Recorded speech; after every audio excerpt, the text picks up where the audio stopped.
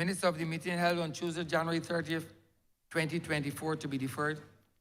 Honourable Leader of Government Business. Thank you, Mr. Speaker. I beg to move that the aforesaid minutes be deferred. The question is that the aforesaid minutes be deferred. All those honourable members in favour, please say aye. Those against, please say no. Me think the ayes have it.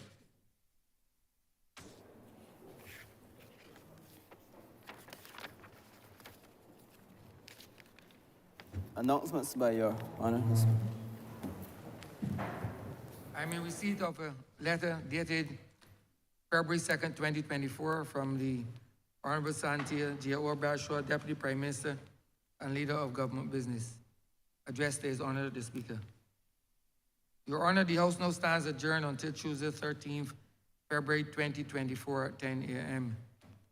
Pursuant to Standing Order 6.9 of the Standing Orders of the Honourable the House of Assembly, I hereby submit that the public interest requires that the House should meet on an earlier date than that to which the House stands adjourned in order to debate the Law Revision and Law Reform Amendment Bill 2024, Transfer Authority Amendment Bill 2024, and the Labour Clauses Concessions Bill 2024, and to continue debate on the Cybercrime Bill 2023 and the Mutual Assistance in Criminal Matters Amendment Bill 2023. Should you be satisfied that the public interest so requires, government requests that the House should be summoned to meet on Tuesday, February 6th at 2024 at 10 a.m. Government proposes that the business of the House should be that mentioned above. I am satisfied that the public interest so requires.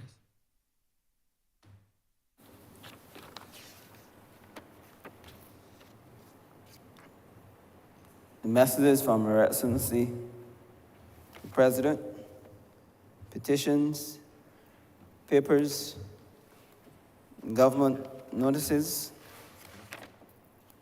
private members' notices, notices of questions, report from select committees, first reading of bills.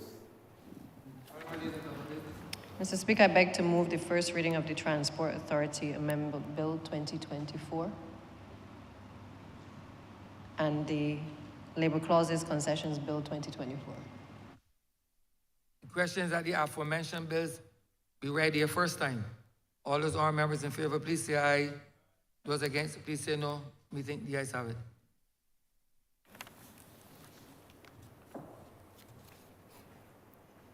Statements by ministers, congratulatory and/or obituary speeches, personal explanations, motions for leave of absence, oral replies to questions, notices of motions for the adjournment of the House on matters of urgent public importance, orders of the day.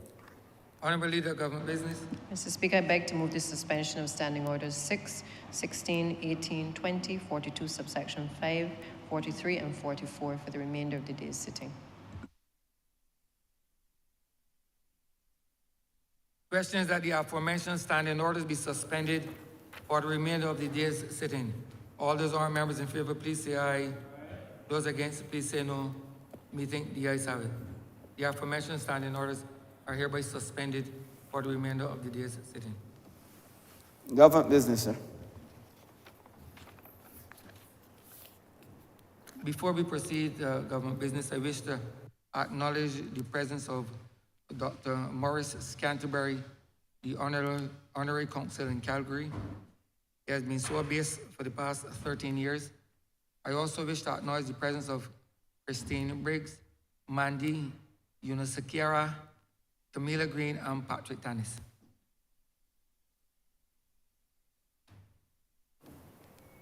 Order number 1, sir. In the name of the Honourable Minister of Industry, Innovation, Science and Technology, to resume the debate on the second reading of the Cybercrime Bill 2024. Honourable Member for St. Joseph. Thank you very much, Mr. Speaker.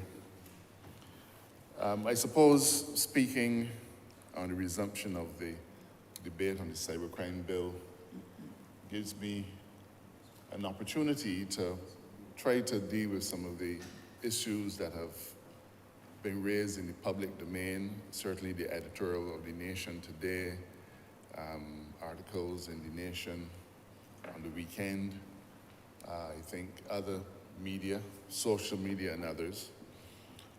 because it is clear that there is a tremendous amount of misapprehension and misunderstanding about what the government is doing. It isn't often, sir, that we have the opportunity to go back to the jurisprudential roots of law, but I crave the indulgence of the chamber just to set a broader context before I deal with the specifics of the cybercrime bill. Mr. Speaker, much of what has been said revolves around the notion that this government is seeking to place a statutory fetter or statutory muzzle on the freedom of speech of Barbadians. They have alleged, social media and elsewhere, that this muzzle, this alleged muzzle, this fetter, would redound to the interests of the political class because it is somehow intended to deprive the right-thinking public of Barbados of the opportunity to criticize the government. Nothing could be further from the truth. Mr. Speaker, if you pare back all of that rhetoric and look at the mischief that this bill is intended to deal with, look at how it deals with it, then I think that the Barbadian public would be in a position to consider it in a rational and reasonable way and to rest easy with the efforts of this government. But first, Mr. Speaker, let us talk for just a moment on the rights issue, because as I said, it has been argued that we are looking to take away the freedom of speech from Barbadians. Now, Mr. Speaker, Barbados is governed by the supreme law in the form of our Constitution. And our Constitution, at Section 48, it says that the Parliament of Barbados shall make laws for the peace, order, and good government of Barbados. Peace, order, and good government of Barbados. Now, what that means is best looked at not in the context of some legal scholar or theoretician. It is best looked at in the context of how we live in a modern Barbados, careful at all times not to erode or destroy the rights of others while preserving our own rights and freedoms. Our Constitution, in fact, says, and it is probably worth just referring to it specifically, in Section 11, the so-called preamble, it says, among other things, that the rights of Barbadians are protected, that every Barbadian, every person in Barbados is entitled to the fundamental rights and freedoms. And it sets out what they are, and they include, sir, freedom of conscience, of expression, and of assembly and association. But it goes on to say that these freedoms are guaranteed subject to such limitations of that protection as are designed to ensure that the enjoyment of those rights does not prejudice the rights and freedoms of others. So our laws and our Constitution must at all times strike a balance between how the rights of individuals are protected while at the same time preserving the rights and freedoms of others.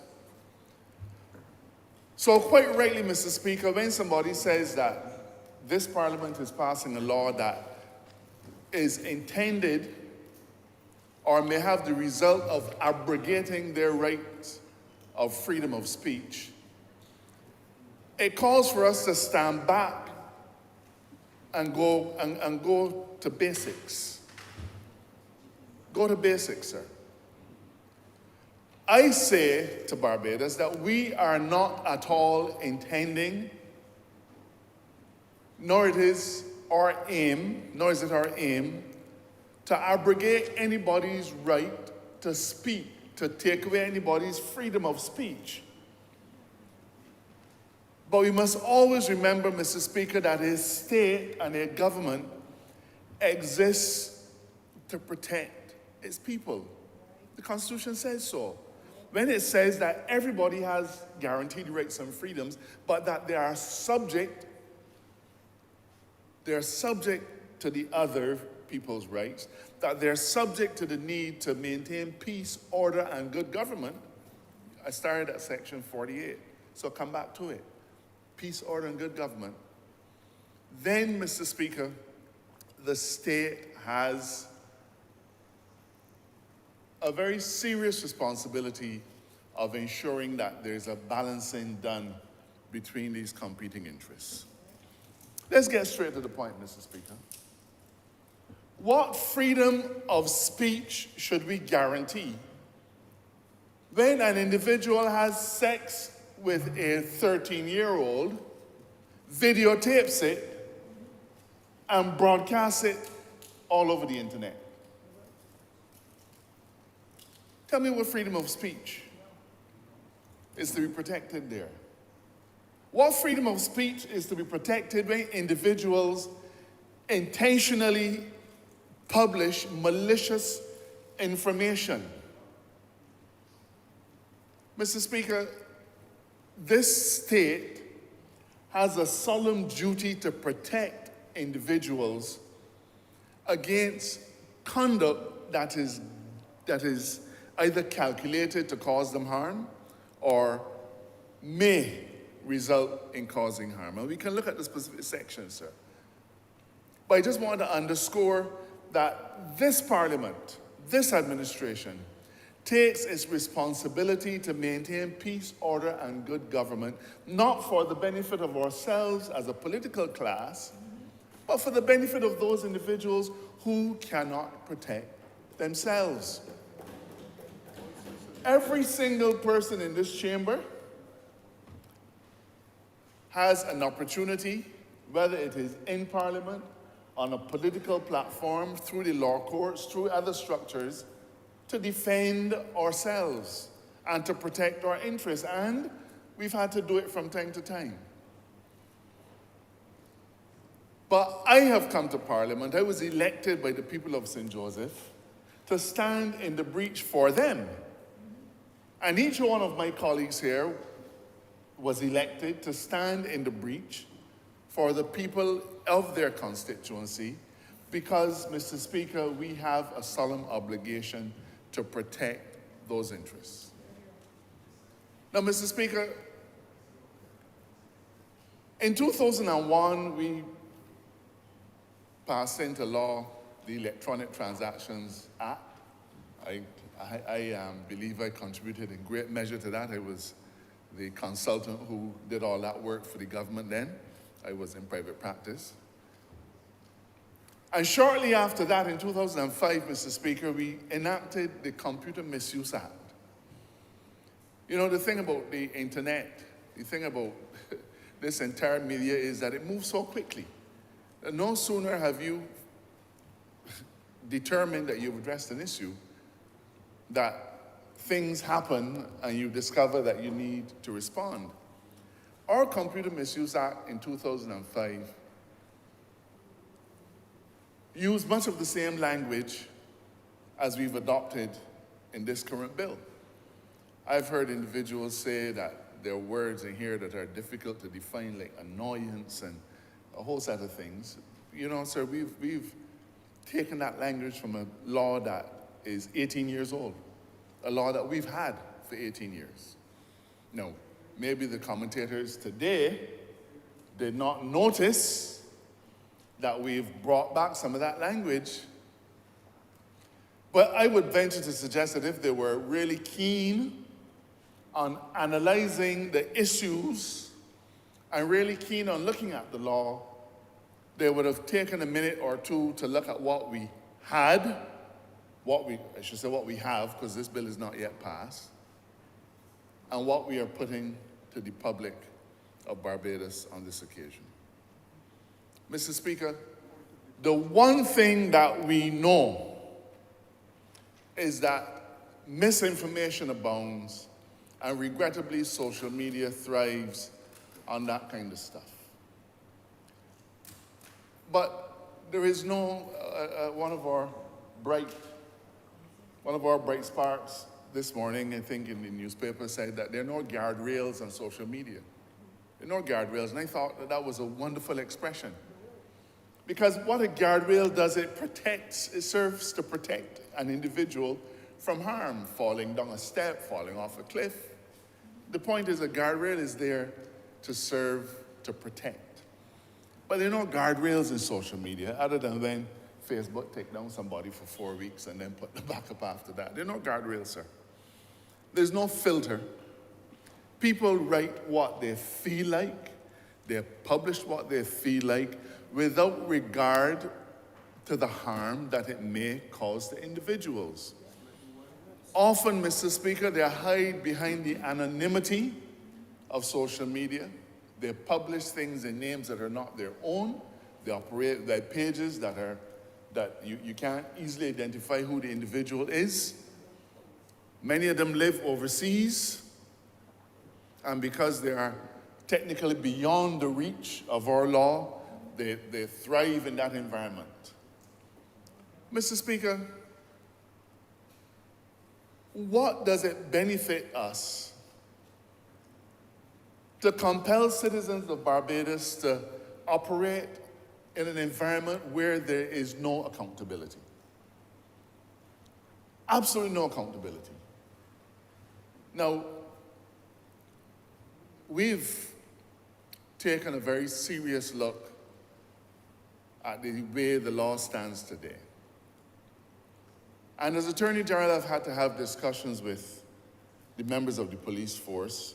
I have no role in prosecutions or anything of the sort, but I feel that as an Attorney General, it is my obligation to offer how a law could be interpreted and so on. Whatever the police do or don't do is a matter for them. I'm not in the business of directing them.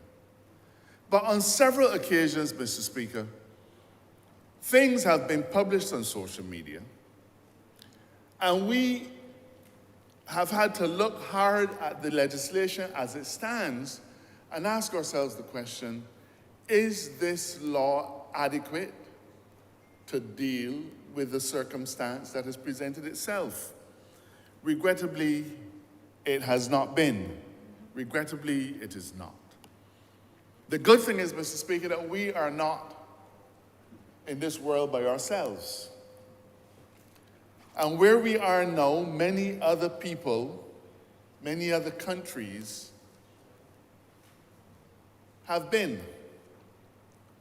And their response at a global level has been to establish a treaty called the Budapest Convention. And the Budapest Convention simply sets out to establish what is best practice in relation to the area of cybercrime. So for those individuals who think that we have gone out on a frolic of our own and tried to come up with all kinds of crazy, bizarre stuff, let me assure you, Mr. Speaker, that that is not the case. The Budapest Convention, there's only one other country in the Caribbean who's a member of it, who's a party to it, that's Trinidad. Other Caribbean countries have indicated their willingness to sign up and become parties to the convention. But the Budapest Convention, Mr. Speaker, has as parties, I believe it's in the region of 100 member states across the world, including England,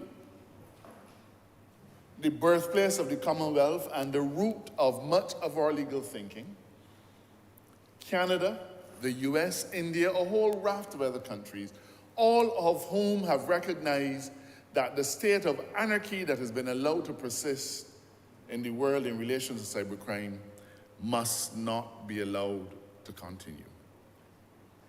Mr. Speaker, one of the glaring deficiencies, with due respect to the commentators, and I have to say, as a government, we always respect our critics. We listen to what they say, and we try to see if there's merit in what they say. I regret that on this occasion I am not able to find very much that is meritorious. I am told that one commentator propounded the importance of what he called ethical hacking. And that is where somebody comes and hacks your system so that they can then tell you what was wrong with it. Now, you know, Mr. Speaker, I'd prefer if that was not called ethical anything. Because if you want to come into my house, whether it is my physical real estate or my notional real estate, you must seek my permission. You can't come into my house uninvited, but then want to propound to me the tremendous benefits of your having come and done it. Our society doesn't work so.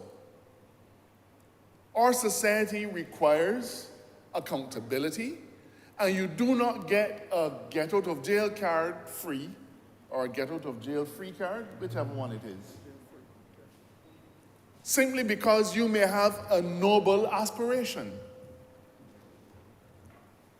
We don't live in that world, sir.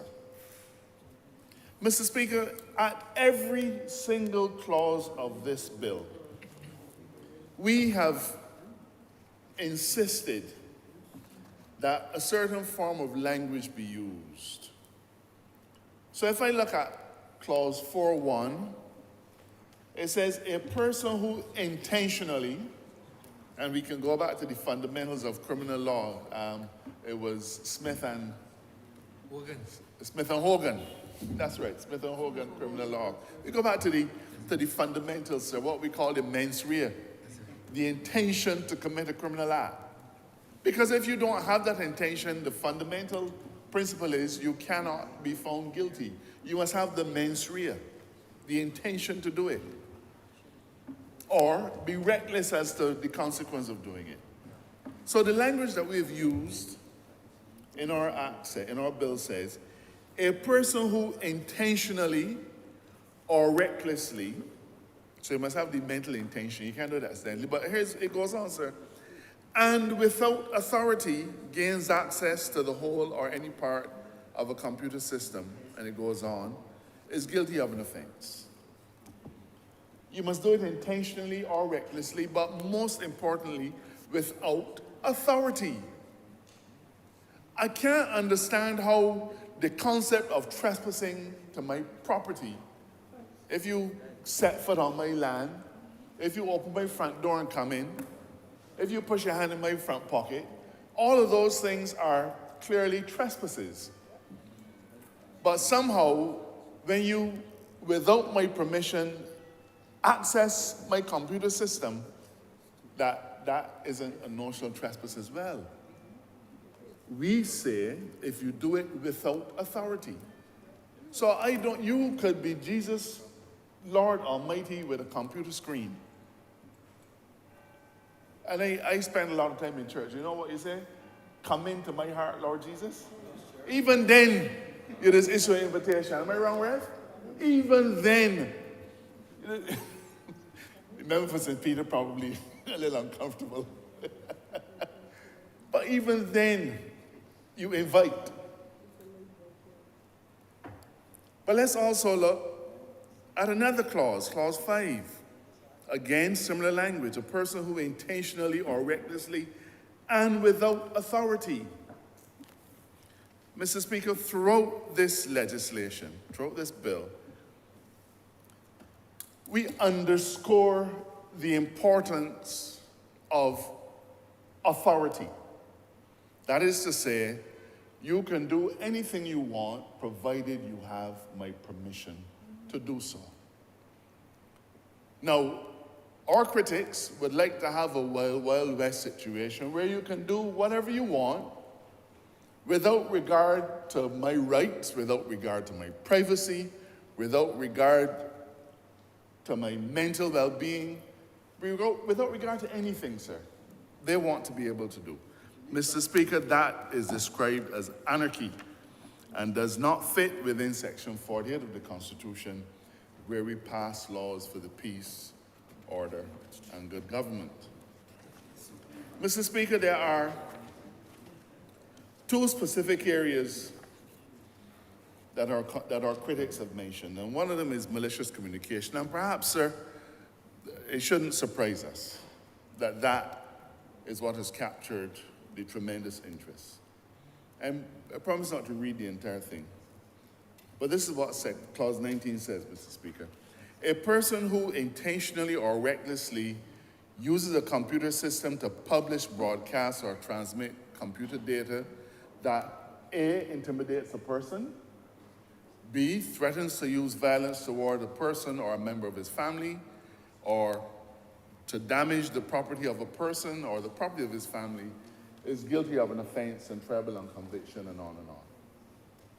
Now, Mr. Speaker, they have focused on a person who uses a computer system to publish, broadcast, or transmit computer data.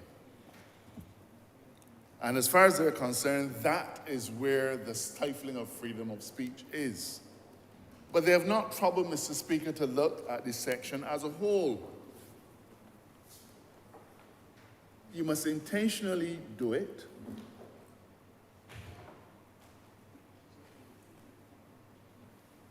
And it must intimidate a person, threaten to use violence, and things of that sort. No, Mr. Speaker, those are clearly breaches of the criminal standard. Now, tell me why this Parliament should feel that we have discharged our duty to the public by not protecting them from this kind of thing, Mr. Speaker. Now, I know where he stands as Attorney General, I know where my colleagues stand, and I hope that right-thinking Barbadians stand with us. We have seen the kind of harm that has happened when people use computer systems in this way. There's no denying it. And equally, there's no justification for it. And all we're saying, if you want to use your computer system to intimidate people, to use violence, to threaten to use violence, or to threaten to damage their property, we are going to hold you accountable. It goes on, sir. A person who intentionally or recklessly uses a computer system to publish, broadcast, or transmit data that includes private sexual photographs and videos without the consent of the person who appears in them. That's what it says, sir.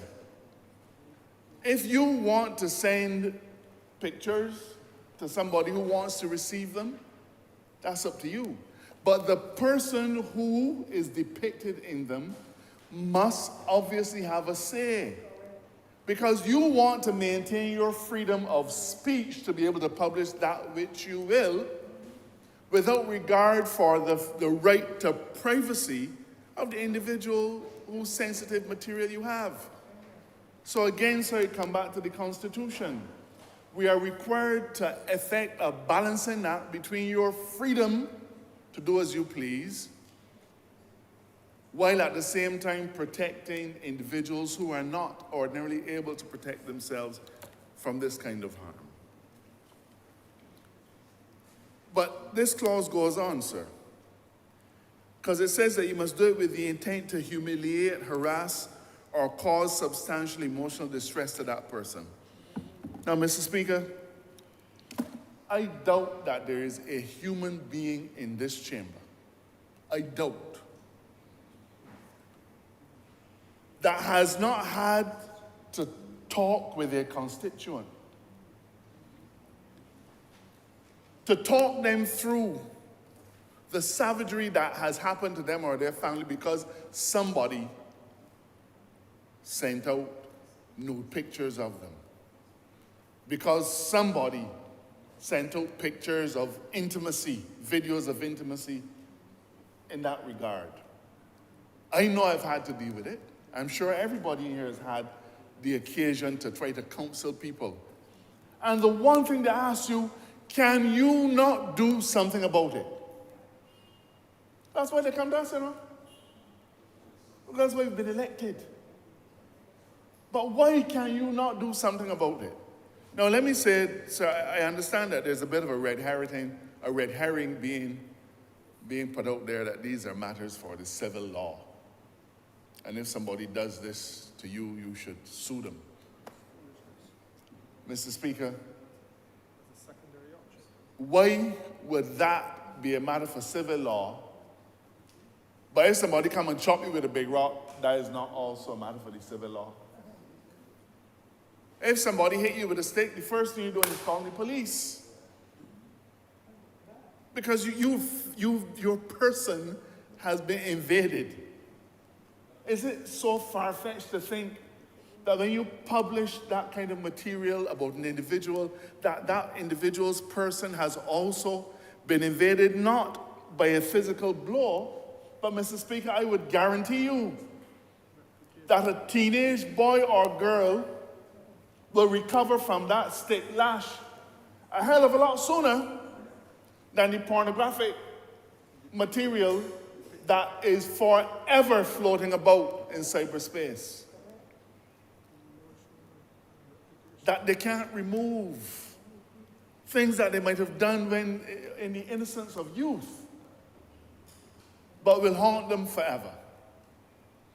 I'm sure that in this chamber, a lot of us have done things, not of that kind, of course, but a lot of us have done things that, cause us a little bit of discomfort. Mr. Speaker, we went to the same institution, and there was a little shop in the back, behind the school wall. Leinster Road. Leinster Road. Leinster Road. And during the school day, we would put together some money and visit. And we would imbibe a beverage. And we felt like we were men. And of course, we would save some money to buy mints, because when you get back to school, you walk on see. We've all done things. But,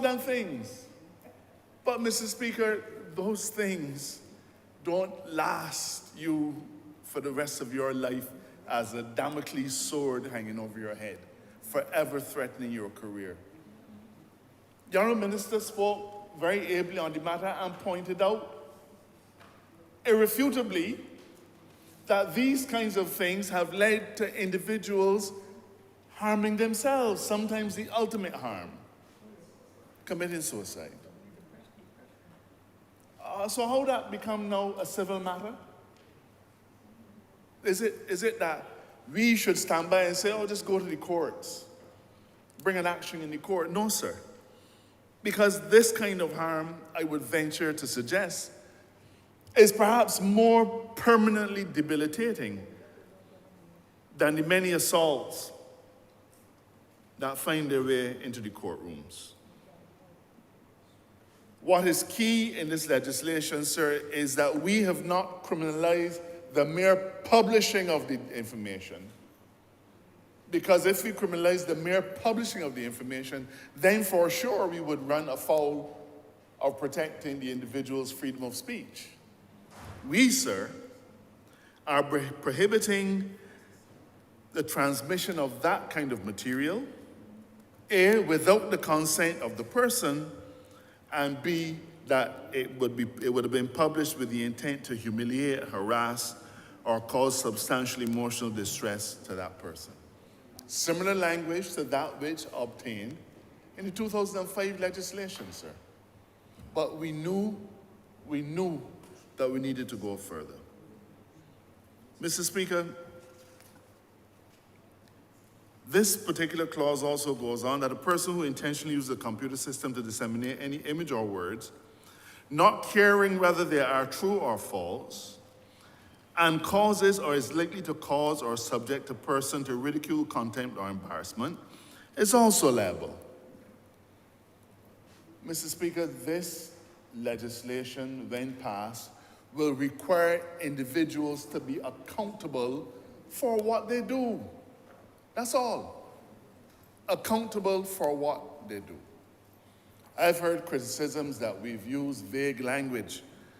We've used language like annoyance, inconvenience, danger, obstruction, embarrassment. Same language as we had in the legislation that was passed in 2005. No different. No different. But let me say this, Mr. Speaker. I do not know of any parliament that defines every single word of this kind in legislation. Doesn't happen.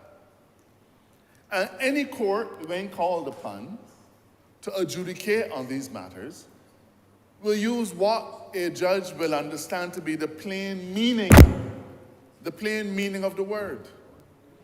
Our judges adjudicate daily on such things as grievous bodily harm. Ask somebody to give you a precise definition of what grievous bodily harm is.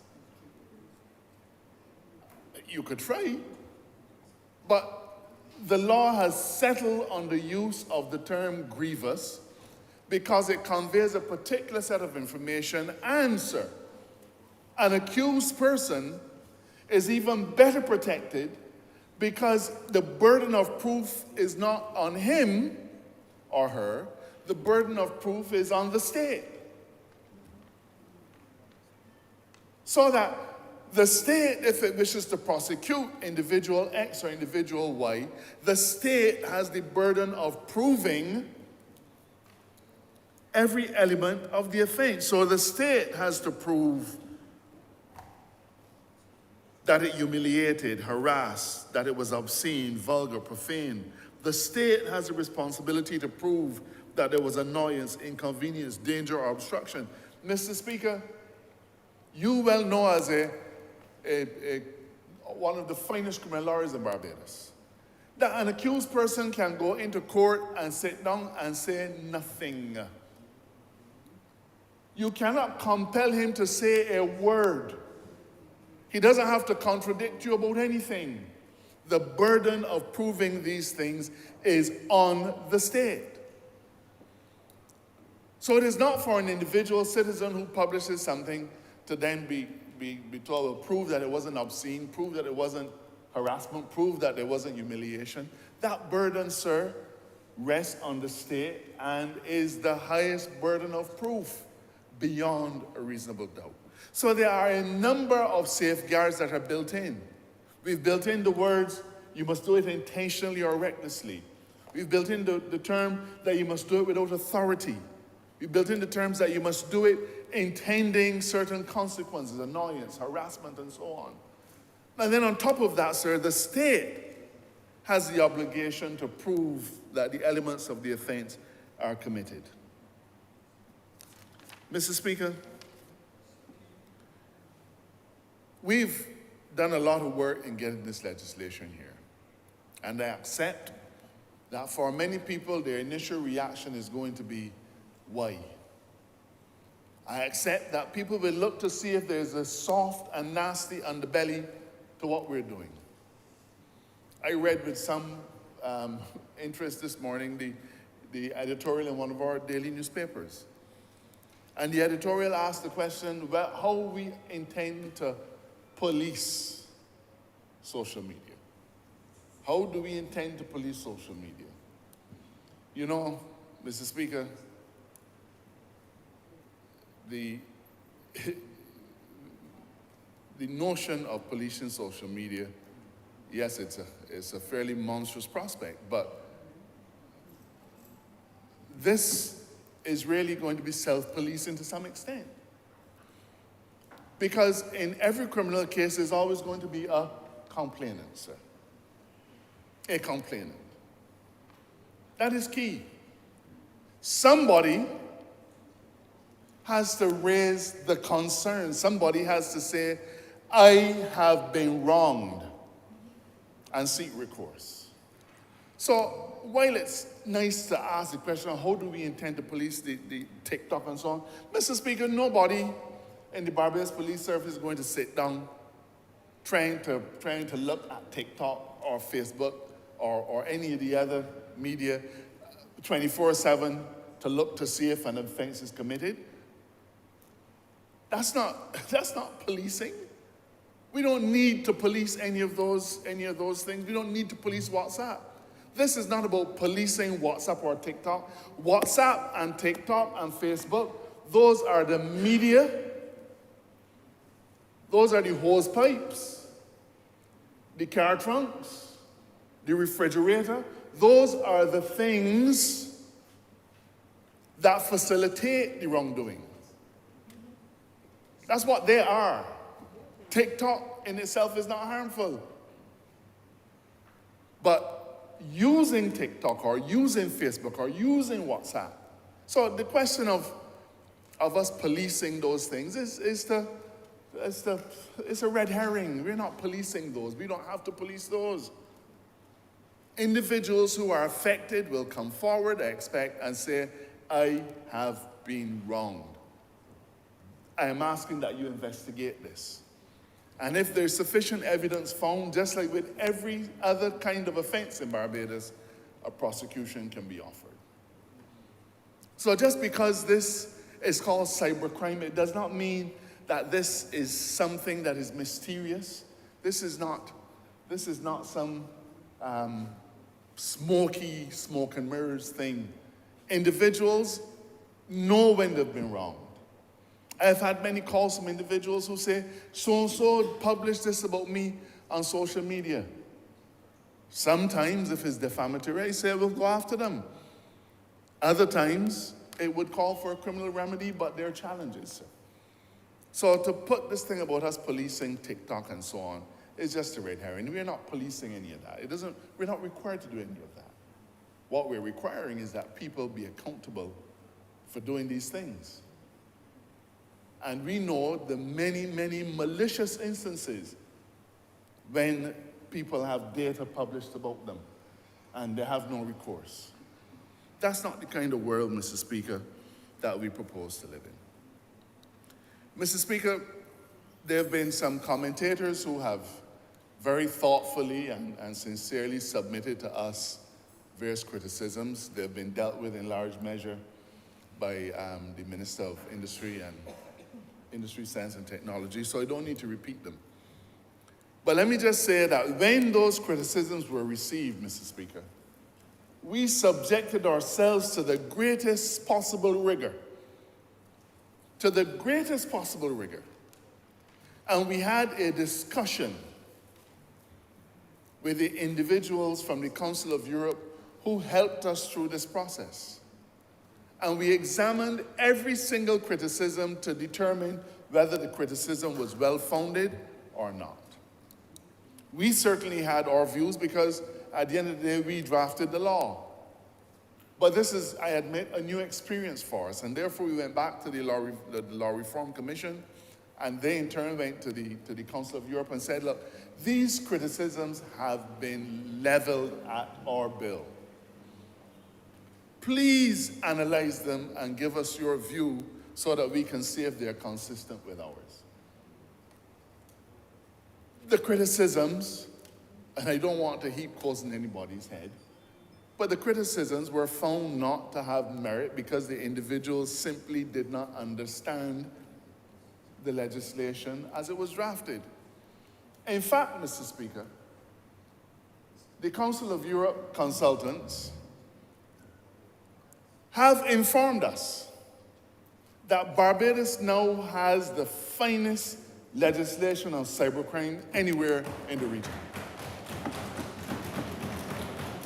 Jamaica has new legislation on cybercrime, Guyana, Trinidad, several others.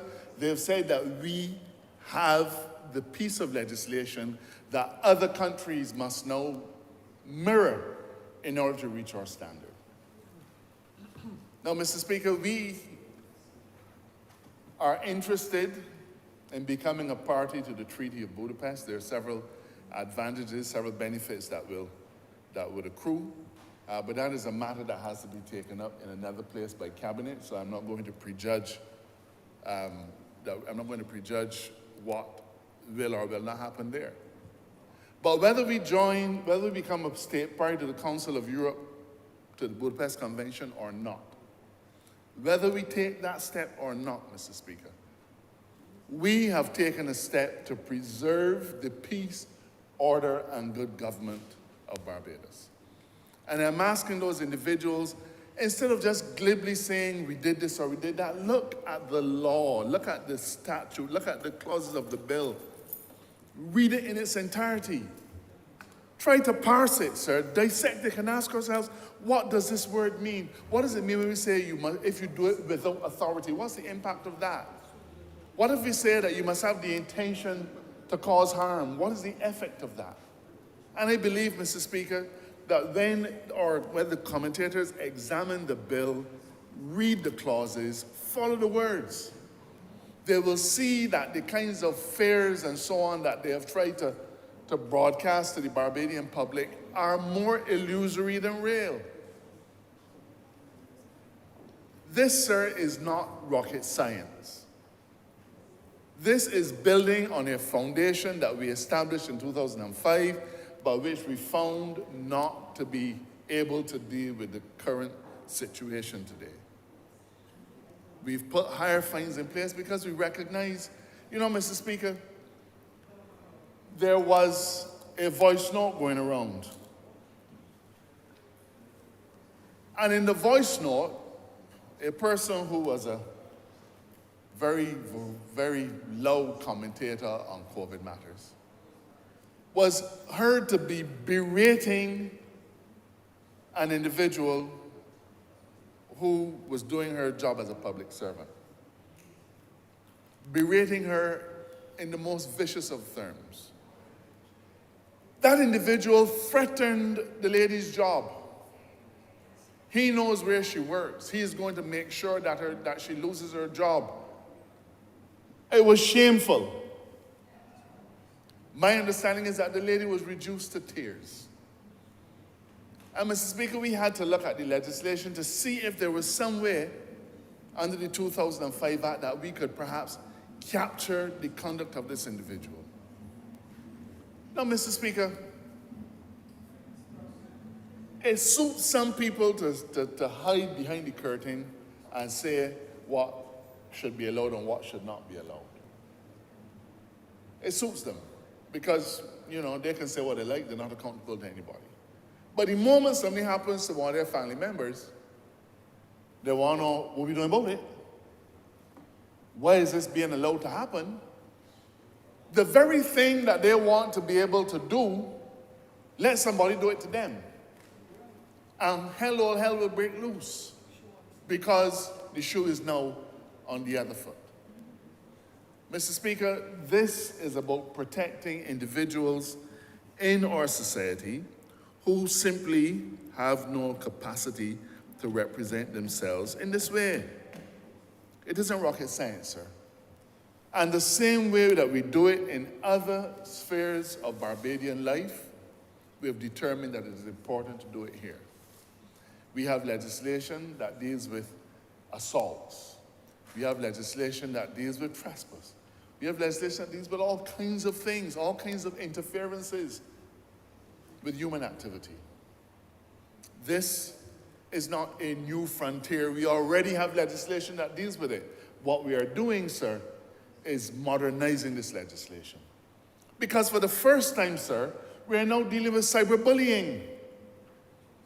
For the first time in our system of laws, we're going to be dealing with things like grooming. We're looking at all of the pernicious sides of this particular box, the sides where people are using social media and their phones and so on to either torment people, to groom them into improper conduct. So we're talking about those things. And we're saying that those things are wrong. Our society must stand for something. What we cannot stand for is a state of anarchy where people say and do what they like. That's not what we stand for. The rights of citizens, Mr. Speaker, are not being infringed by this bill. You will be caught by this bill if you run afoul of its clauses. So if the conduct that you propose to do that you've gotten away with for so long, if that conduct, well, if you want to persist with that conduct, then you'll be caught. You'll be caught. You'll be caught by acting without authority. You'll be caught by acting intentionally. You'll be caught by having animus to cause people harm. If those things don't apply to you, then there's no issue. There's absolutely no issue, Mr. Speaker. This bill was well thought out. We had a tremendous amount of consultation. I'm pleased to say I was able to participate in a 3-day seminar where all of the stakeholders were brought in. We brought in the prosecutors, we brought in the judges, we brought in the magistracy, we even brought in some of the same critics to look at the bill, dissect it, see how it could be improved, how we can better make it work. And now we have a result that works for Barbados. This is what a modern Barbados needs. By passing this law, we are joining well over 100 other countries by saying to the anarchists among us, this far and no further. As a country, we stand for something. You have the right to say what you want, do what you want, but it has to be weighed in the scale of the rights of the other individuals. I'm sorry, Mr. Speaker, that this bill has generated the feelings that this government is up to something sinister to protect itself. Not the case. We're not trying to protect itself. And you know, Mr. Speaker, I wish that one of those people said to me, because I would ask them, how? How is it that this bill is looking to protect us as a political class? There's nothing in this bill that says that you could stop anybody from saying that the member for Christchurch South is an idiot. Mr. Speaker, I made the mistake of Googling my name one time. If you haven't done it, don't do it.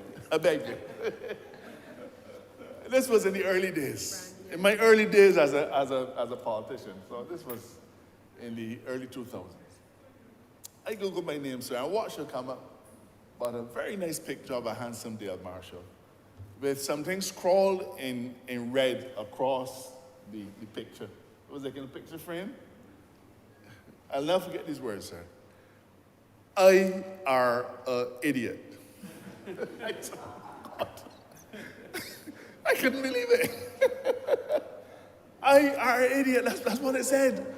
Whoever posted it, that's what they thought about Dale Marshall. And I'm sure he or she still thinks that way. I don't think I could have done anything to convince them to change their mind. In fact, they probably have some company now. But Mr. Speaker, we get into politics understanding that we are low-hanging fruit for critics. We are fodder for people who want to abuse everybody, and the politicians get abused first. There is nothing in this bill, nothing, sir, that will cause an individual to have pause about saying something negative about any of us in government. However, you will cross the line if you do something, if you publish something about any citizen. We have near 300,000 people in Barbados. And you think we can pass a bill called the Cybercrime Act to protect 30? 300,000 people, and you really want to allege that we are looking to protect, that is 1/3,000th? I'm not even sure. That's not what this is about. This is not about us. Whatever you say about us, feel free to continue to say. Continue to say. There are some who argue that there's nothing called bad publicity.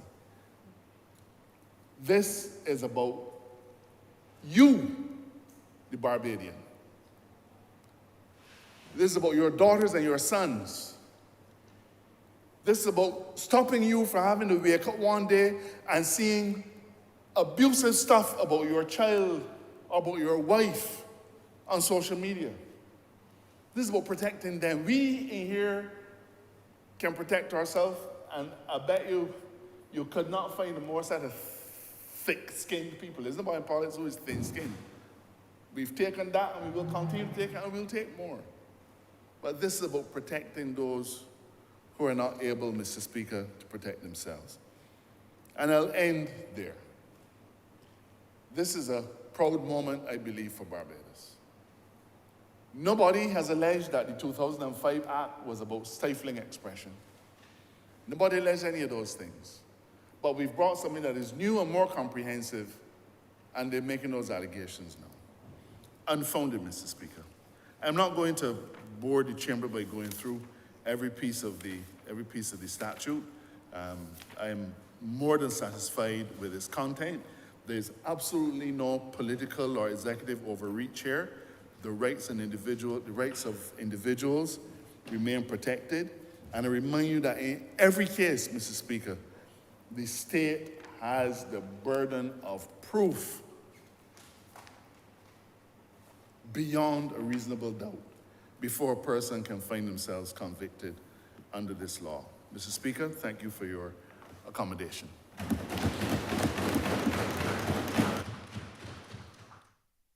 Honourable Member for St. James North. I thank you, Mr. Speaker.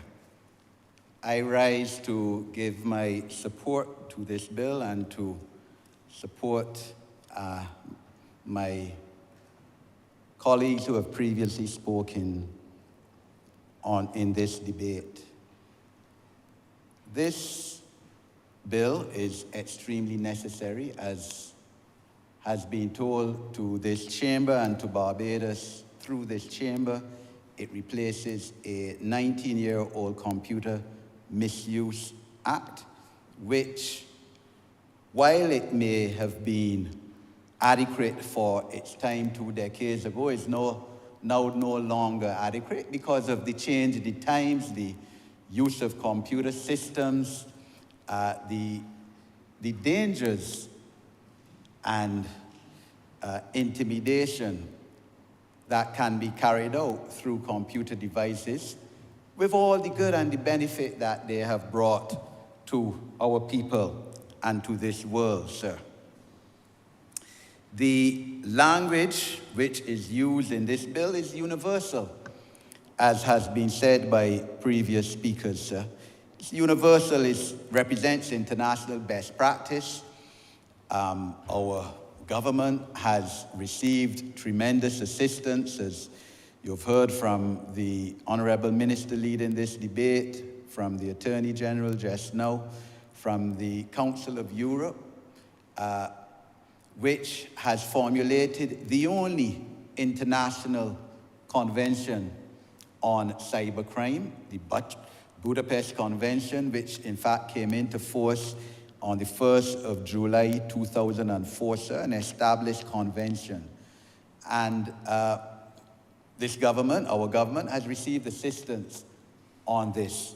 The Europeans are willing to spend millions of dollars helping countries like ours in this regard, and they've helped Trinidad to that extent financially, sir. As we just heard from the Attorney General, Trinidad and Tobago is one of the 3 CARICOM countries that have so far passed modernized cybercrime legislation, Guyana and Jamaica being the other 2. And Trinidad has been a beneficiary of vast, comparatively, sums of money from the Council of Europe to assist in this regard. In fact, Trinidad, even though they are not a signatory to the Budapest Convention, they've been invited to accede to it. As I'm not exactly sure how many countries are signatory to the Budapest Convention at this time. I know up to last year, January, there were 69, with 22 being invited to accede to the convention. While we speak, sir, the United Nations is also in the process of negotiating a cybercrime convention. Negotiations have been going on since January 2021 to try to conclude a United Nations cybercrime convention, sir. I know that Guyana and Jamaica are playing leading roles in that. They're right now meeting in New York at the UN on it. They previously had 3 meetings in Vienna since 2021, and this is the 3rd in New York. And it is hoped that that convention can be finalized, the drafting of it, by the General Assembly of this year in September in New York, so that countries can start signing on to the UN Convention as well in this area, sir. Barbados, I know, has intermittently played a part in the negotiations, but Guyana and Jamaica have played leading roles in our CARICOM on this issue. This convention, sir, the Budapest Convention, which, as I said, we are basing this bill on, is a criminal justice treaty. It provides signatory countries with criminalization of attacks against them by means of computers, sir. And I will go into the kind of examples why this is important. It also provides procedural tools to make the investigation of cybercrime and the securing of electronic evidence in relation to any crime more effective and subject to the rule of law safeguards. And the convention also provides an international policing and judicial cooperation mechanism on cybercrime and e-evidence, sir. And as the Attorney General, sir, has said, we've been fortunate to have an Attorney General who understands this process, because he was an expert on electronic transactions legislation, as he said, sir, helping to formulate it. I know when he was a senator, before he got into, he was an elected MP, he did a lot of work on this. So this is the kind of background that presents to this Parliament, sir, as we go about doing our sworn duty to the people of Barbados in protecting and serving our constituents, sir. A lot has been said about how we are seeking to stifle freedom of speech, sir. You know, sir, I would have studied, constitutional law now 44 years ago, sir. Our Constitution, basic law, sir, forthright law, our main piece of legislation, sir. In Section 20, Fundamental Human Rights section, says, speech, yes, no person shall be hindered in the enjoyment of his freedom of expression. Not freedom of speech, sir. In other words, sir, this isn't the United States of America, where they have, as they claim, sir, and as the courts have interpreted, a constitutional right to freedom of speech, sir, freedom of expression. Different, sir. That's what our Constitution says in Section 21. But however, subsection 2, sir, immediately after provides that such freedom of expression is subject to laws which are reasonably required for the purpose of protecting the reputations, rights, and freedoms of other persons, or the private lives of persons concerned in legal proceedings, sir. In other words, our Constitution tells you, yes, you have the right to express your opinion on matters, sir, but you don't have the right to destroy people's reputations, to infringe on their privacy, to infringe on their basic human rights and freedoms, to say things about them which you cannot prove to be correct, and to say things which you have no regard whether they're true or not. You're reckless, and you say it intentionally, sir. Our Constitution does not give you that right. So these know-it-alls, sir, that walking about Barbados on call-in programs and social media, including the opposition, sir. Well, not opposition in this Parliament, because since 2013, for the last 11 years, they have not won a seat in this country, sir. So not opposition in this Parliament, sir, but opposition as we understand the term, sir, who are walking about saying we're breaching people's freedom of speech, sir. There's also the corollary that you do not have the freedom to destroy people's lives and reputations, and that has to be subject to legal proceedings and to criminal justice in this country, sir. We have had, sir, the basis of our common law, our law, sir, arising, of course, out of the common law of England until, and even now to some extent, sir, but certainly up to independence. We took our laws from the United Kingdom and Derry and Peak, sir, which every lawyer, every law student is taught in contract and tort, sir. 1889 House of Laws case, which speaks about fraudulent misrepresentation within contract and tort, sir, and deceit, and making statements which are false and making them recklessly or carelessly as to the truth of the statement, sir, and that is penalized. So this is nothing new, sir, this concept that we are speaking about and which is continued in this bill which is before this Parliament today. And as previous honourable members have said in this debate, sir, a lot of the concepts and the language which we are debating in this bill has been brought over from the Computer Misuse Act. It is just, there was no sound and fury when that act was passed in 2005, but we accept, sir, that people, because of social media, are now a bit more vigilant. Some, I understand, sir, are just there to create mischief, sir, politically. But some may be genuinely not knowledgeable of that fact, may not have taken time, as I suspect, to read either the Computer Misuse Act or to read this bill before they pontificate on being experts on what this bill is seeking to do and what liberties it is seeking to take away from the people of Barbados, sir. The penalties in the Computer Misuse Act were maybe adequate then, but are certainly inadequate now. The highest penalty, I think, in that act, sir, was about £50,000. Sorry, $50,000 or 5 years imprisonment or both. Many of the provisions in that act only had a penalty of $10,000 or I think 2 years in prison, sir.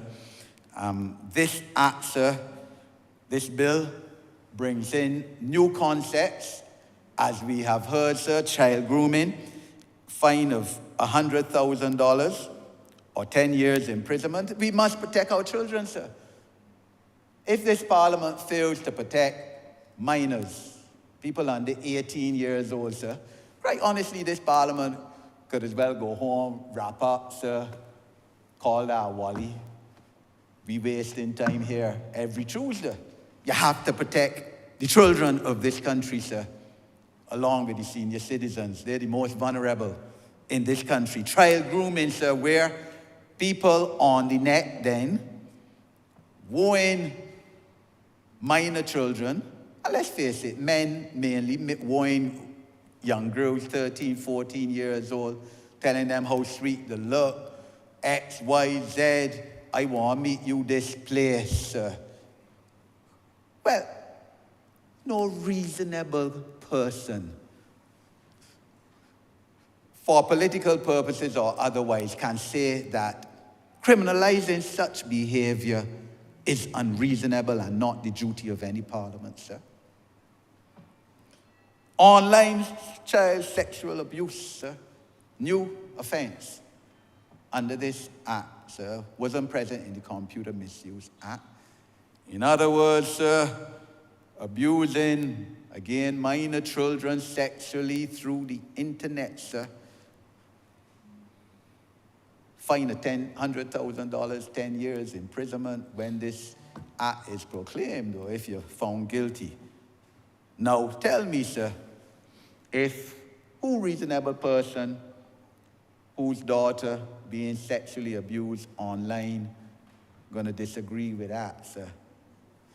And if you can find any reasonable person who gonna say that should not be a criminal offense, sir, I would say, well, look, let me done with politics. Go and put my 2 feet up and cool out, or just practice my law, because I would figure my time in politics is no use, sir. Commendable. Cyberbullying, $70,000 fine, 7 years imprisonment, Section 20, sir. New offense in our framework, legislative framework, sir. And honourable members have spoken to that, sir. I heard on one of the radio stations about we should be bringing proof that this is a problem in Barbados. I don't understand it, sir. I know that 30 people in here are connected to their constituency and their constituents, and know that there are people in our respective constituencies who have been victims of cyberbullying. And let's give examples, sir. Somebody tells you you are homosexual and got that on the media, social media, you do this, you do that, sir. And you're young, sir, and you are emotionally fragile. Let me use that phrase. It must get to you, sir. They're not some of these young people who then go and do harm to themselves are not hardback people like us in here. So as the Honourable Attorney General said, I mean, I don't know that a week doesn't pass that I get cussed. Somebody cussed me, sir, don't mind. I might get very high percentage of votes, or percentage of votes, yes, last 2 elections. There's some people out there that cuss you, sir. Well, that is part of the territory. You can't please everybody. You shouldn't attempt to please everybody because you can't. So we harden, sir. I've been a victim, sir, of a person who, before the law courts now, who said all kind of things about me on social media, went all around the world, sir, because I was doing my sworn duty as a minister of Home Affairs in protecting Barbados from, and sir, suffered tremendously. Still, people make jokes about it. So even some of my colleagues, sir, that is the truth. The man vowed that he gonna make me lose my cabinet pick, sir. All kind of things, sir. But I still alive. I still alive here today. God willing, healthy, sir, and still representing people, sir. So, I didn't sue him. Maybe should have. Computer Misuse Act, yes. Could have gone to court. $10,000, sir. Well, it's $10,000 fine anyway, sir. Decided not to sue him, but this is what we as members of Parliament subject ourselves to, sir. The truth of the matter, sir, if somebody says something that I corrupt now in my political career, my legal profession, anything else, they would be given an opportunity to prove it in court. That is a different matter altogether, no. But what are you going to do? But not everybody is like that, sir. We have subjected ourselves to this kind of situation. You heard the Honourable Attorney General speak of an instance with him, sir. And in most cases, we let it go by. If, as I said, if the talk about you being corrupt, that is a different thing. But people getting on, sir, like if the Right Excellent Errol Barrow and the Right Honourable Tom Adams, well, the two of them, sir, two political giants within our context in Barbados, sir, used to sue people regularly. We don't sue people now like them. Regular, right? Those two prime ministers used to have people in court. You say that about me, I give you the opportunity to prove it. I used to get money too for proving it, for putting people's inability to prove what they said. They had to pay for the mouth.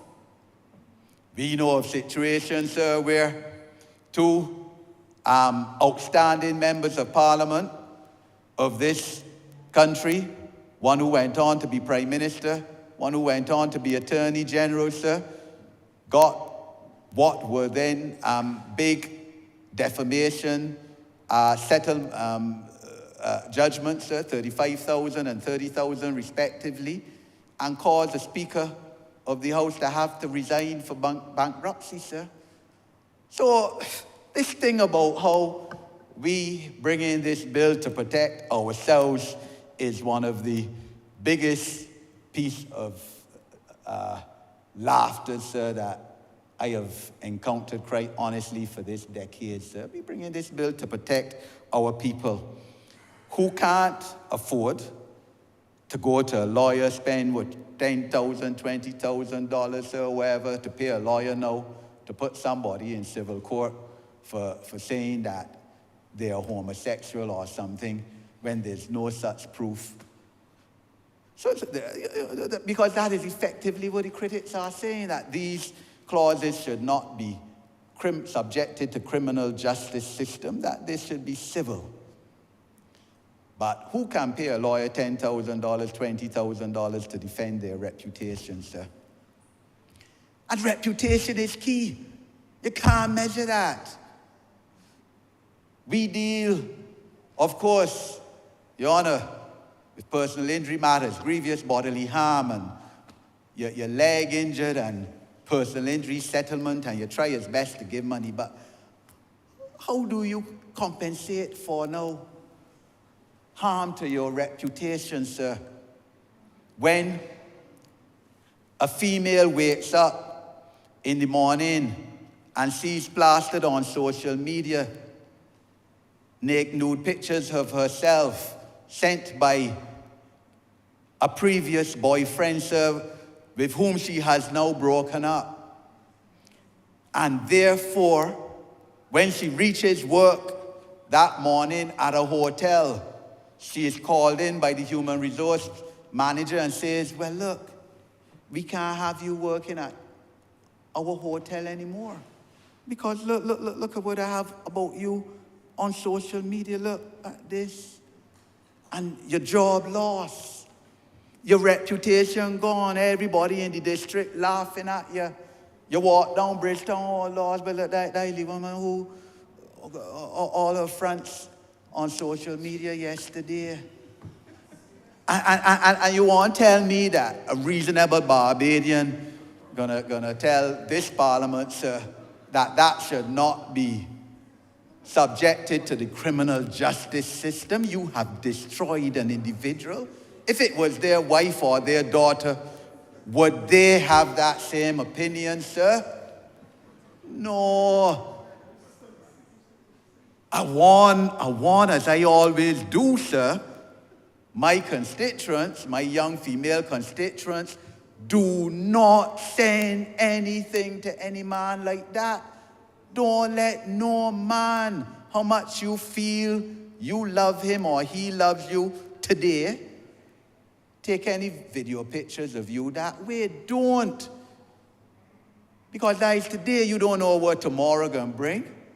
Don't do it. And I want to use this forum, sir, this forum in the land, to again caution young people against that. It can have tremendous adversarial effects on you for the rest of your life. You could be destroyed by it. Don't love yourself first. Love yourself before you love any man. That is the key, because you don't know what's going to happen. And too often that happens. There'll be cases of this. Constituents who have lost jobs because of that same example that I have talked about, sir. Identity theft, addressed in this bill, sir. I mean, many of us in these chambers, sir, have had our social media hacked, sir. People call me regularly, not so much now, but especially when I was a minister, Eddie, this thing here come to me, asking me to send you $10,000. But Eddie, that. One constituent of mine, sir, actually sent an individual $3,000 saying that she sent it to me. And even though I told her it was not me, did not believe that it was not me, Convinced it was me, sir.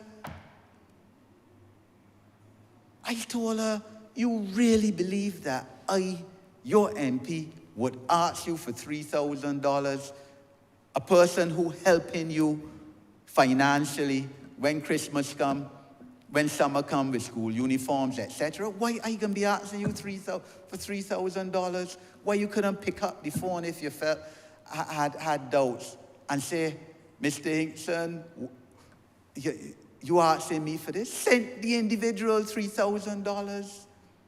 Gone through the others, $3,000 dead. Another constituent about to send $10,000. In fact, to mortgage his vehicle. He had the $10,000 put down. To mortgage his vehicle for $10,000 to send $5,000 US to somebody. Before he went to the credit union or wherever to get the loan, called me. Mama, Miss Hinkson, sending you this $5,000 US because, of course, enticements that you can get much more. I said, you mad? You mad? At least I'm glad you called me before. That is the kind of action that we hear bringing this legislation to seek to curb, to deter, and to penalize, sir. Very, very prevalent. That is what's going on in this country. Not only in this country, all over.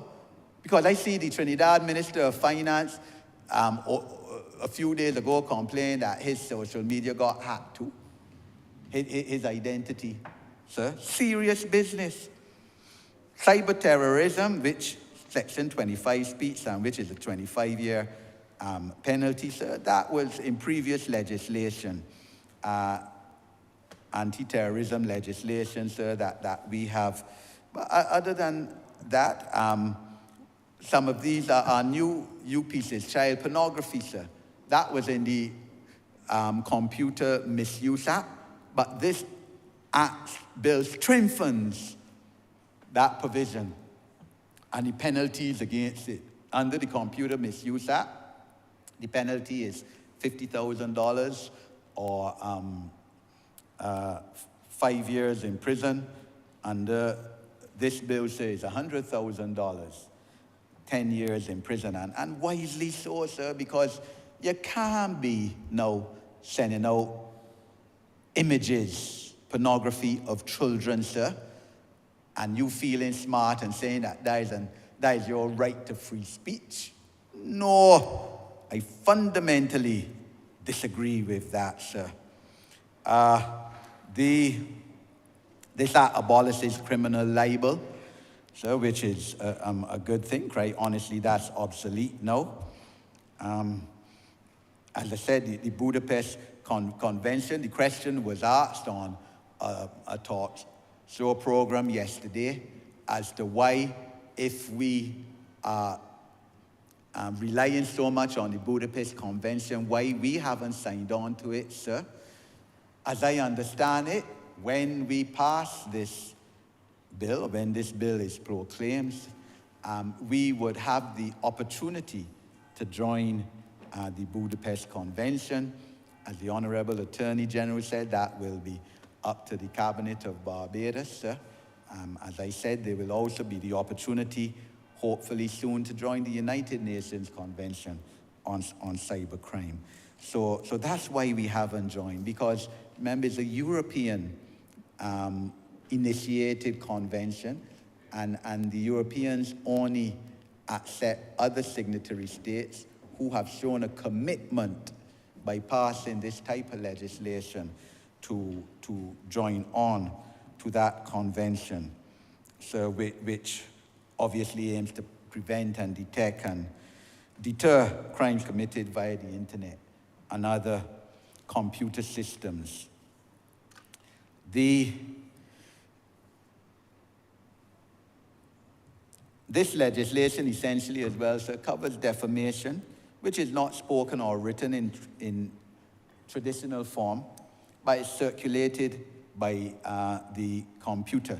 And the Law Reform Commission, as has been mentioned by previous honourable members, has been instrumental in us being here today. So the Law Reform Commission, headed by Sir David Simmons, a vastly outstanding previous member of this House, an Attorney General, Sir, former Chief Justice as well, would have been prime in this, Sir.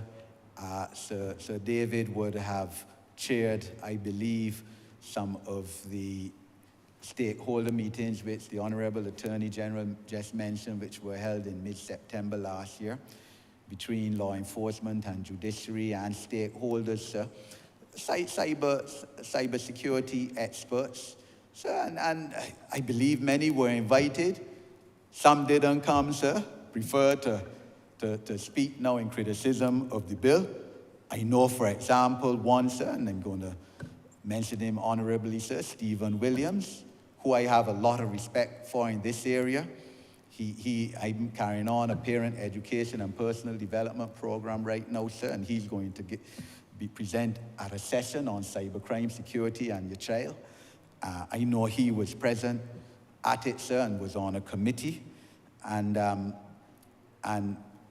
give credit to the Law Reform Commission on this, sir, and I want to take the opportunity, sir, to give sympathy to the family of the Honourable late Justice of Appeal Jeff Cumberbatch, who is being buried on Thursday, sir, who was a member of the Law Reform Commission as well, sir, and for the work he would have done on that commission and to get us here today in this. Clearly, sir, what will be needed is training, continued training of law enforcement officials, on policemen on this issue, sir, and the judiciary as well, sir, because, you know, a few days at a training program is not going to be enough. You need continuous training on the issue. What this bill also emphasizes, sir, is that you just can't go willy-nilly and take up somebody's computer device or cell phone. Sir, you need a search warrant, sir. Basic criminal law.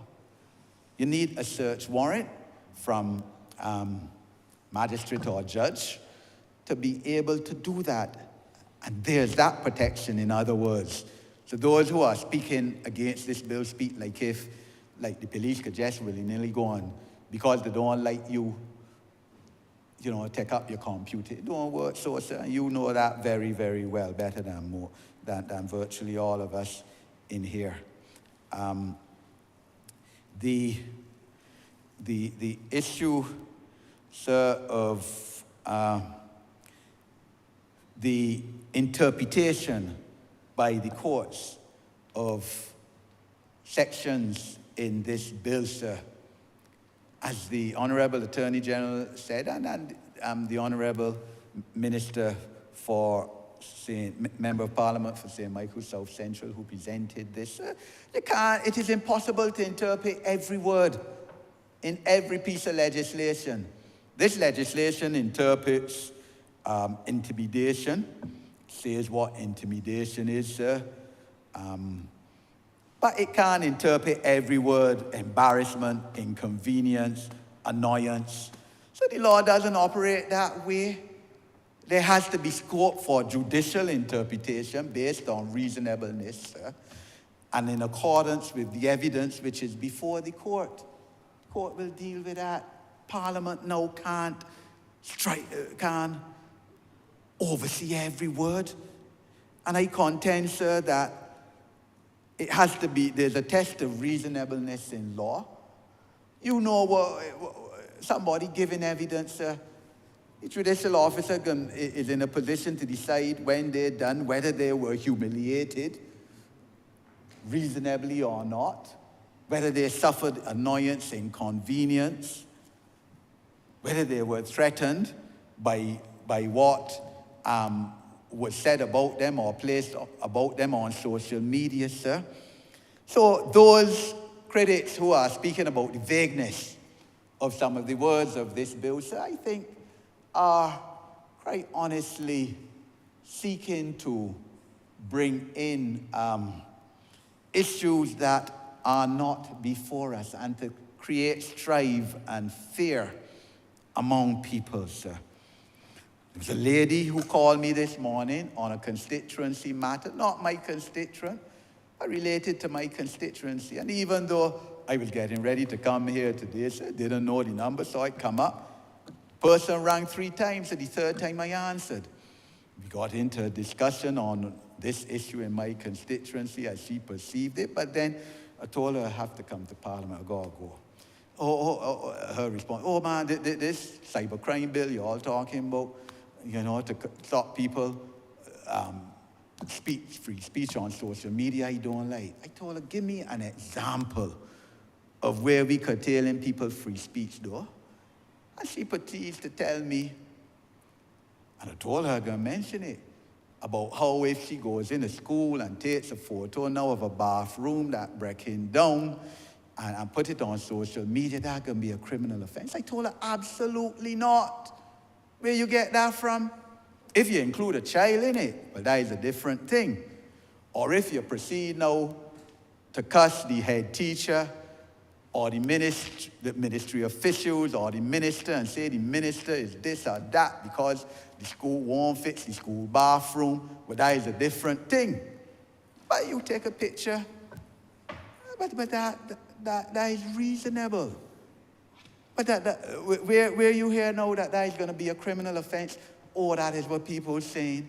I say, there's the problem in Barbados, and this is what makes, I suppose, sometimes governing so difficult, because a lot of foolishness is perpetuated out there by people who don't know, for one reason or another, politically, or sometimes in just plain, they don't know, sir. And therefore, the Honourable Member for Christchurch, Easter, Minister of Information, quite honestly, perhaps needs to have more discussions through the departments and agencies in the Ministry and Public Affairs and Government Information Service on these kind of pieces of legislation.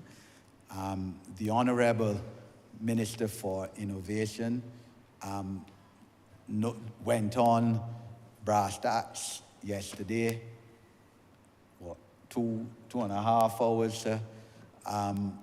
So she did her part in terms of public information, sir.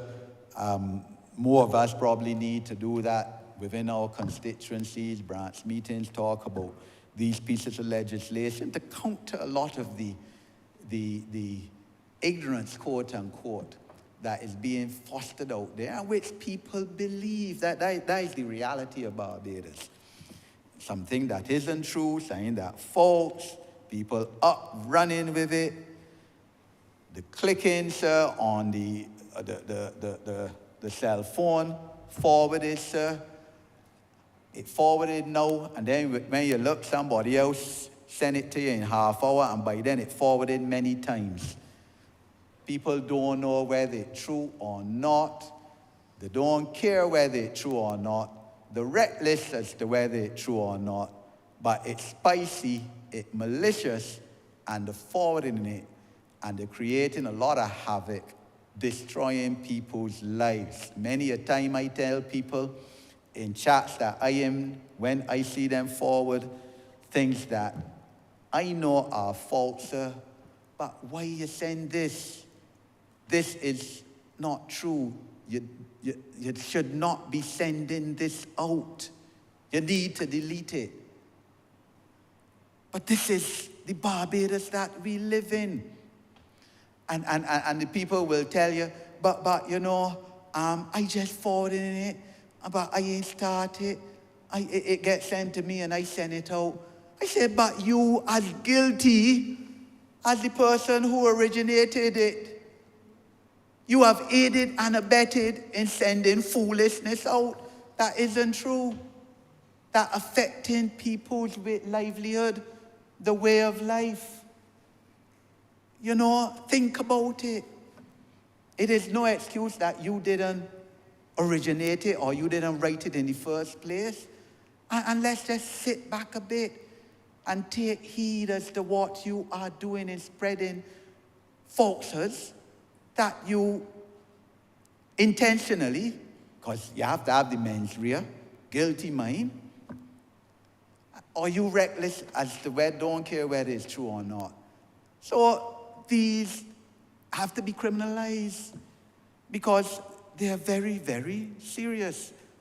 Within the context of the legislation too, sir, the experts advise that passwords should be strengthened to avoid your computer systems being hacked, sir. And that is very good advice, that you can't have weak passwords that people can hack into and can find out. Strengthen your passwords. We have to do our best to prevent this kind of acts that can cost billions of dollars to countries. Costa Rica, for example, was forced to declare a state of emergency a few years ago following a ransomware cyber attack that it impaired its digital infrastructure for months. Billions of dollars cybercrime costs states globally on an annual basis. It isn't fair. We here fighting to protect the social fabric of our country. And then you got to deal with people with cyber attacks too. So this legislation correctly, sir, speaks towards penalizing, I think it's $100,000, sir, 10 years as well. Interfering with computer systems which affect government services, telecommunications, emergency services, electricity generators, law enforcement or intelligence, national security, national economic security, sir, has to be a heavy fine. So don't tell me, sir, that somebody who because they know about computers well can go and hack into Queen Elizabeth Hospital, let's say, sir, feel proud of it, and got Queen Elizabeth Hospital scrambling for months, medical records out, all kind of thing out. That is affecting fundamentally the national security of the country, sir. And critics of this bill can tell me that that should not be criminalized by $100,000 and 10 years in jail, sir.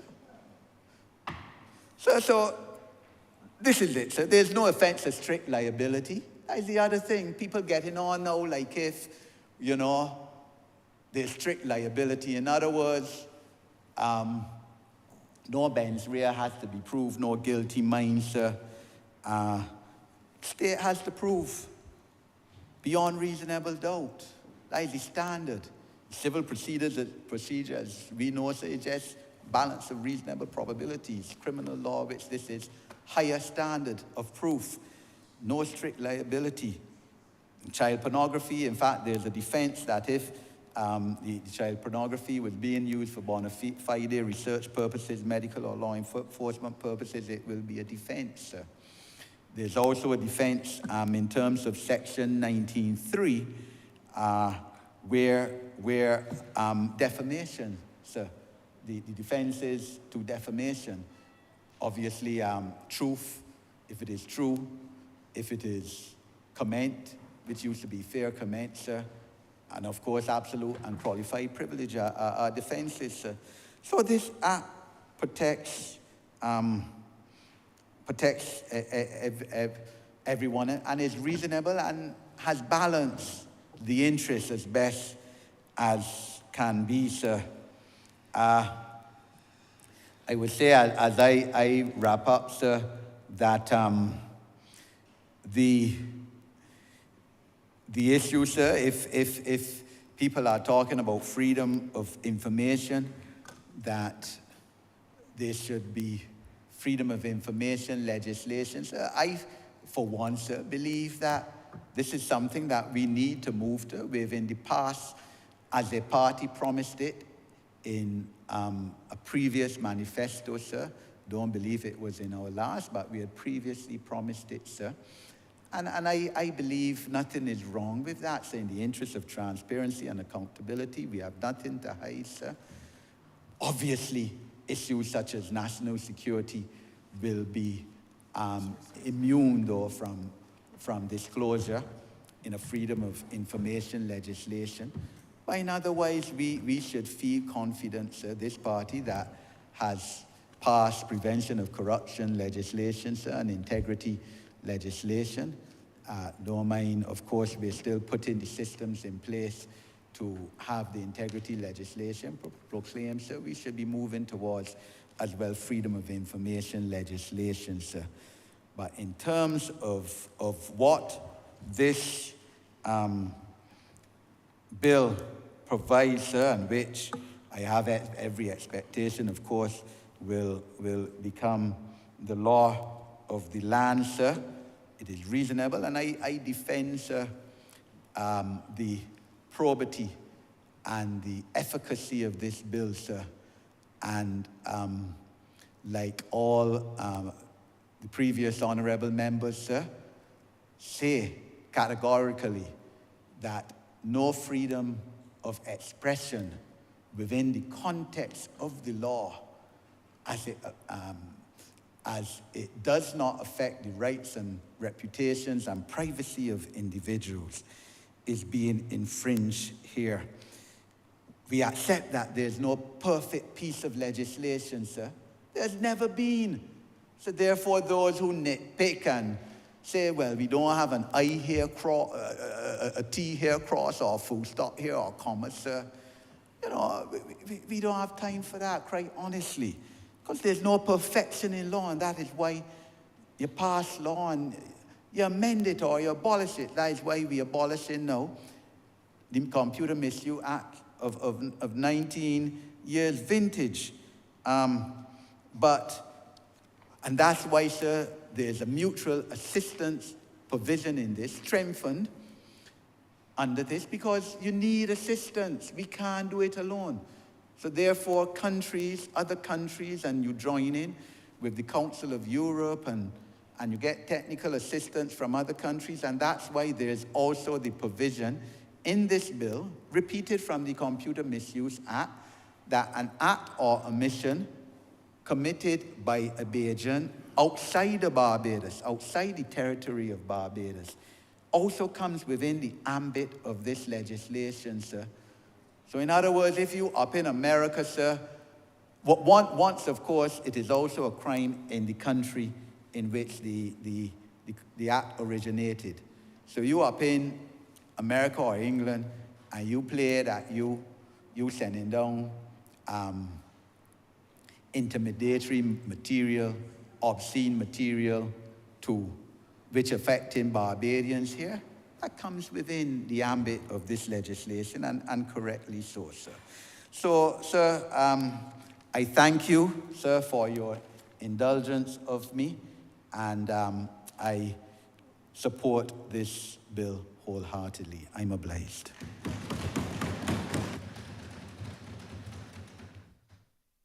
Honourable for Christchurch East Central.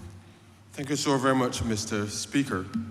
I listened very carefully to the Honourable Minister who introduced this bill, the member for St. Michael South Central. And I must say, sir, a very thorough job was done, in my view, in terms of explaining what is the purpose of this bill. And as I listen to colleagues, sir, make their presentations, I equally unsure as to what is it that is generating this type of discussion, sir, whether in social media, sir, or in the regular space.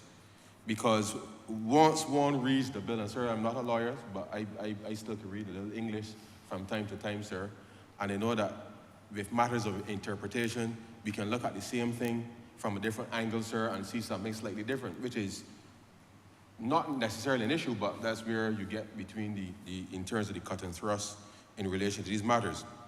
But I am confident, sir, that my colleagues having covered things from the social media side, I think, in a very comprehensive way, sir, I want to come back to some real bread and butter issues, sir, which I think is important to understand in relation to this bill. Sir, in September or October, sir, of last year, late September, early October, I received a call from one of my constituents, sir. In a frenzy, as you might imagine. Because in his business, sir, he had heard someone to look after the accounts within his business. And within short order, sir, that person had used the access that they had, sir, to go online, sir, and to withdraw without, sir, authority, monies from that business, leaving that business, sir, teetering, so to speak, sir, because having made commitments to clients, sir, that you needed to fulfill, as you would appreciate, sir, suddenly, sir, faced with all your working capital, sir, gone because someone decided, sir, to use the access that they had in a way, sir, that was not intended. And, sir, if this act was, and mind you, sir, notwithstanding the fact that there's the Computer Misuse Act already in place to cover that, this act, sir, would certainly bring greater teeth, if you like, sir, to that kind of activity. Because, sir, the reason that he called me isn't because I'm a cybersecurity expert or anything of that nature, sir. He called me because, sir, in order for him to be able to continue to supply the goods and services that the clients had put down the monies for, on the one hand, and two, sir, to make sure that the rest of the workers, sir, can be paid, sir, because there's nothing like when you put in a full day's work, sir, and then when you turn up at payday, and then the money there, sir, nobody want to hear, sir, that the money gone, sir. But he called me because obviously there were some refunds that were owed from the Revenue Authority as the police were investigating and doing this, all the things, sir, to make sure that they can see where the monies had gone. And by that time, sir, a shopping spree had already ensued in relation to the money, because all the data there is there, sir, for all to see. So I spoke to the Revenue Commissioner, sir, to make sure that the refunds can be released earlier, simply because, sir, a business employing Barbadians, sir, was compromised by somebody inside. So I know a lot of us have been focused on the external access in relation to cyber crime. I want to say to the public, it is not only crime when it happens outside of the institution, sir. It's equally, sir, crime when it happens inside of an institution. And that is perhaps, sir, the most sinister aspect of this, because as you know, sir, fraud is fraud is fraud is fraud. And it happens every day.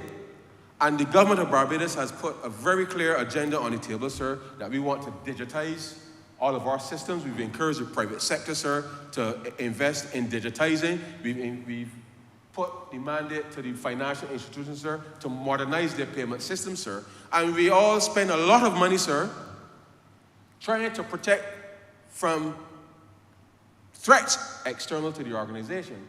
But we must bear in mind, sir, that inside our organizations, equally, sir, equally poses a threat to all of us. And therefore, this has to be a lesson for all Barbadians. Because if you, sir, was a client of that business, you ain't gonna believe, sir, that somebody inside the organization just take up the money and gone for a shopping spree in Miami, sir. All the evidence is there. Because you hired me, sir, to deliver a job for you. You ain't interested in none of that, sir. You want to know when your good or your service will be delivered to you. Equally, sir, if you are my employee, I can't come to you and say, well, so-and-so carry the money, so hold on. I can try and see if I could do it. Even though you may understand, sir, even though you may understand, you can't go and tell, sir, the Water Authority or the Light and Power, sir, or whoever, that you're going to pay them later because somebody carried the money from your business, sir. These are serious issues that this government is confronting. I'm trying to put the systems in place, sir, that when these things occur, that we have not just the legislation, but the systems in place to be able to follow up and to bring recovery. And this is fundamentally important, sir, because I note, sir, with interest, I saw that, and I know the Honourable Member for St. Michael's South Central would be on top of these things. I note with interest that there is to be some type of webinar or something tomorrow evening, sir, in relation to some town hall, in relation to this bill, sir. This bill.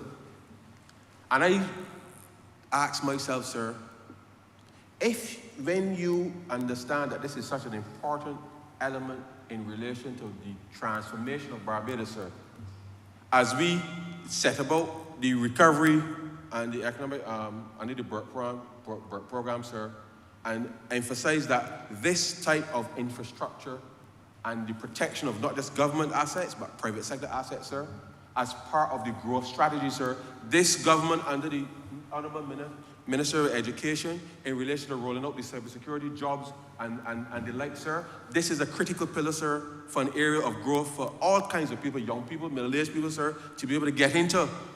Those are the kinds of opportunities that this government is doing. But I note, sir, that when I saw a list of a shadow cabinet, sir, a shadow cabinet, I saw no reference, sir, to anything to do with innovation, science, technology, or anything, sir. But I see people posing on a picture saying that they're a shadow cabinet. I don't know which cabinet, sir, which shadow it is that they're chasing. But if you do not have as part of your critical thought process in this 21st century, sir, not when Mr. Barrow, sir, was around, or before that, sir, in this 21st century, and you do not have identified someone who will take the responsibility for understanding the issues, sir, in this area. I don't know how you want to present yourself to whoever, sir, to say that you are an authority or you have thought through from a policy perspective in relation to this matter. But that is subject for another matter because, as you know, sir, people trying to figure out who get left out and why they get left out, and all of that, I leave that to them. But I am saying to the public of Barbados, this is what is more important. It ain't just at the left out. The portfolio of the member for St. Michael, South Central, sir. The left out transportation, sir. They identify a single boy, sir, to talk about energy issues, sir. One of the critical things, sir, that is attending not just this government, but globally, sir. They ain't got a boy to talk about climate change or the most important thing facing the planet, sir. But they want to come and do a webinar on this bill, sir. Let them do the webinar on this bill because that is their right to do.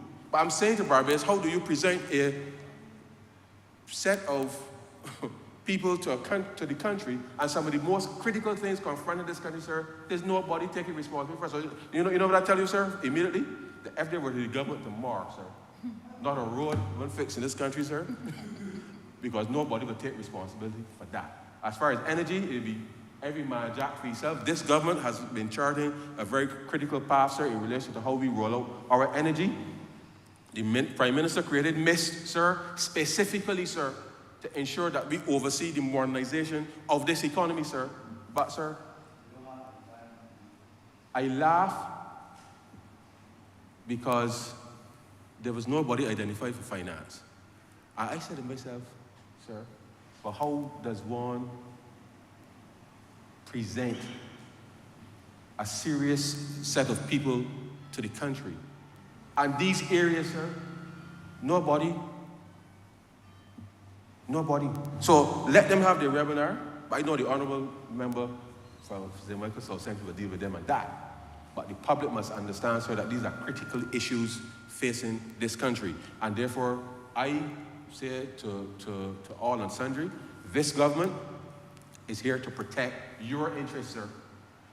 You, meaning the people, sir, in case somebody says no, that I talk to you in a personal capacity. This government is set about to protect the interests of Barbadians.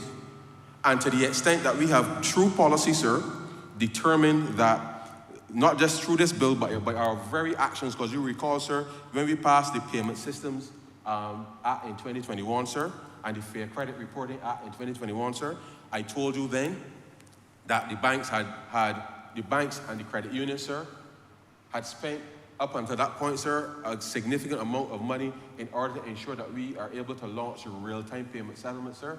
And if you would oblige me for a moment, sir, I will just reminisce a little bit, sir, because when I was living in England, sir, many moons ago, and I think as we passed the the Barbados Identity Management Bill, I believe that was 2021 as well, sir. I remember, sir, in 2006-7, sir, as part of my banking experience in the United Kingdom, sir, there was a company which I subscribed to, which provided identity protection services, sir, specifically to ensure that whatever we do online, sir, was legitimate. So when people cuss and carry on and talk about the ID card this and the ID card that and the this and that and the third, this government, sir, invested in ensuring that we can have the capacity that will allow us to be able to assert ourselves as being able to identify ourselves so that people know who we are and we know who people are, sir. This government, now that was something that was in place since, as I said, 2006 or 7, sir, offered through the banking system specifically to ensure that as you conduct business financially, that people will be certain, sir, who you are.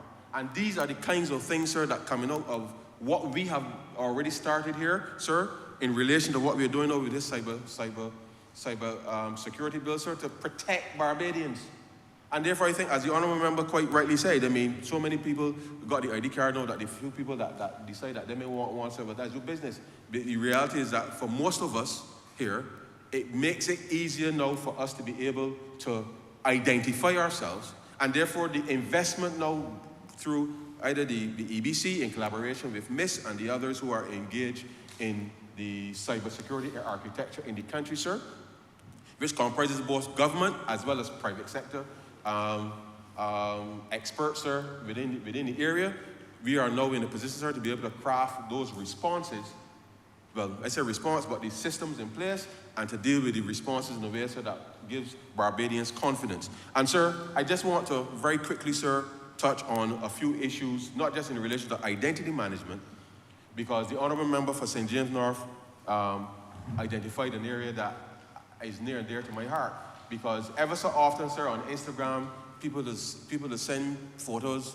My constituent will send me a photo of what appears to be me, asking for some set of money for something, saying that I want money for this and that. No, luckily, nobody. People know, sir. People know that I ain't asking nobody for the money, sir.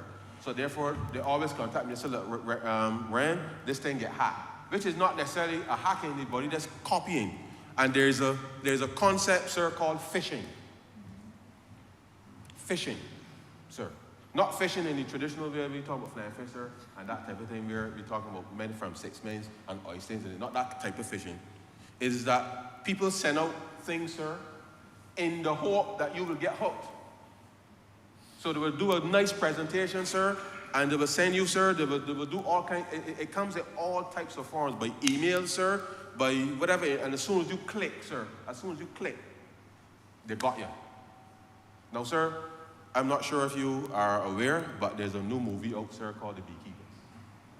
And in this movie, sir, starring the lovely Felicia Rashad, sir, and Jason Statham, sir,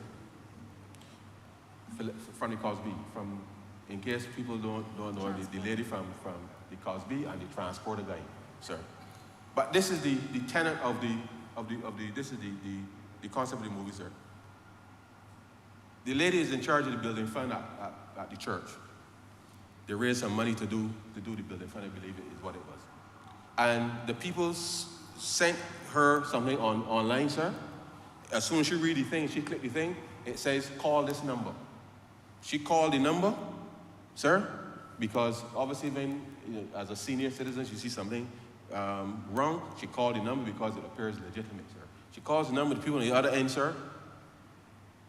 As soon as she calls, gives you, and puts in the code that they tell her to do, that is the authorization for them then to get into her thing. Wipe out $2 million straight, sir, like that. That's a movie. Of course, the transporter guy being the transporter guy that he is, sir. We have burned out the whole place, sir, going after the thing, but regrettably, sir, the character killed herself because having lost the money, wipe out the account, obviously how are you going to go and tell the church members that you lost the money? Now, whilst this is a movie, sir, these things happen every single day, sir. And therefore, the protection that is required, sir, from government and from private institutions investing, sir, is absolutely critical. No, sir, we are bees, sir. And therefore, to the extent that we are beekeepers is one thing, but none of us ain't got the type of beekeeper like that, sir, that can go after a hand of business for you like that. And therefore, the law which we are here to put in place to benefit our people, sir, is critical. So this fishing thing, sir, is a very important matter. And therefore, one of the things that I would love to see, and the honourable member for St. Michael South Central, I believe, will oblige, is that as we roll out, not just the awareness and all of that for this bill, I think that's important, but every public servant, sir, and pretty much every employee, no matter where you are in Barbados, there must be some system that as soon as you get work, periodically when you log in, when you put in your password, you should be able to get a few screenshots of something just to refresh you as to the threats that are out there happening. No. In the same way that we do, sir, in the financial system with money laundering, awareness, and that type of thing to make sure, because on the one hand, sir, people get training. But if you don't have an ongoing program, sir, to keep people abreast, so that before you are able to log into your system, should be this last 2 or 3 minutes, sir, 2 or 3 minutes periodically to ensure that you are staying on top of that, because it is that consistent awareness and engagement, sir, that allows us to minimize the potential for people to make those types of mistakes. And the truth is, sir, you know how it goes. You're a winner. You see the email, sir, you're a winner. You click the email and then you see a nice banner saying, oh, $100,000, $100 million is available if you do this, sir. And you're so excited because you display the lottery. It looked like the lottery. It looked like it is one of the, whether it is the Caribbean Super Lotto, the Mega Disc, whatever it is, it looks legitimate. But people fishing, sir, the fishing. And it is this fishing compounded with the type of intelligence that people are putting out in social media anywhere about themselves. Because one of the things that people can do very easily in terms of scraping data from the internet, because most people make their lives pretty open. I mean, they put everything up there on social media, so they never really need privacy anyhow. For some people to put everything there. So that makes it easier for people to profile, sir, who you are, and therefore would know about, okay, if I send him this, he's likely to do these things. And that is the kind of information that we put out every day through our body language. As you know, sir, human face-to-face is always a better experience because you can read people. But that body language also exists as well, sir, virtually. And therefore, what we put into cyberspace helps people to form a view as to what our likes and dislikes are and what we are susceptible to. And therefore, that is something that I would want, that as we roll this out, that certainly on the government side, as we get emails for all kinds of things, that in the same way that within the financial industry, sir, that you have things for money laundering and fraud and those types of things as part of the login process periodically. That is something that I would love to see rolled out as it relates to government and equally the private sector, because this cybersecurity thing, sir, is absolutely critical. And what you click on, sir, what you download, which websites you view, all of those things, sir, point to vulnerabilities that will allow us to be able to minimize those, but ensure that we have the right responses and protocols in place to address it. Now, sir, the Barbados Revenue Authority, the Customs Department, sir, the Treasury, have, over the course of the last 5 years, has updated all of our systems, sir, to ensure that we are as digital as possible. Still a few areas to address, sir. We are onboarding more payment solutions, and as you onboard more payment solutions to make it easier for people, sir, it means that the integration with the banks and all of that, sir, needs to be in place. And we work well together, sir, to ensure that these things happen.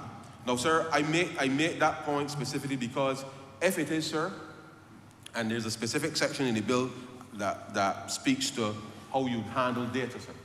So let's say, for example, sir, and this is very, very important, because as you would be aware, sir, sometimes there's a gap, there's a lag between when a land transaction, sir, takes place and when the information is updated within either the land registry system, sir, the tax system.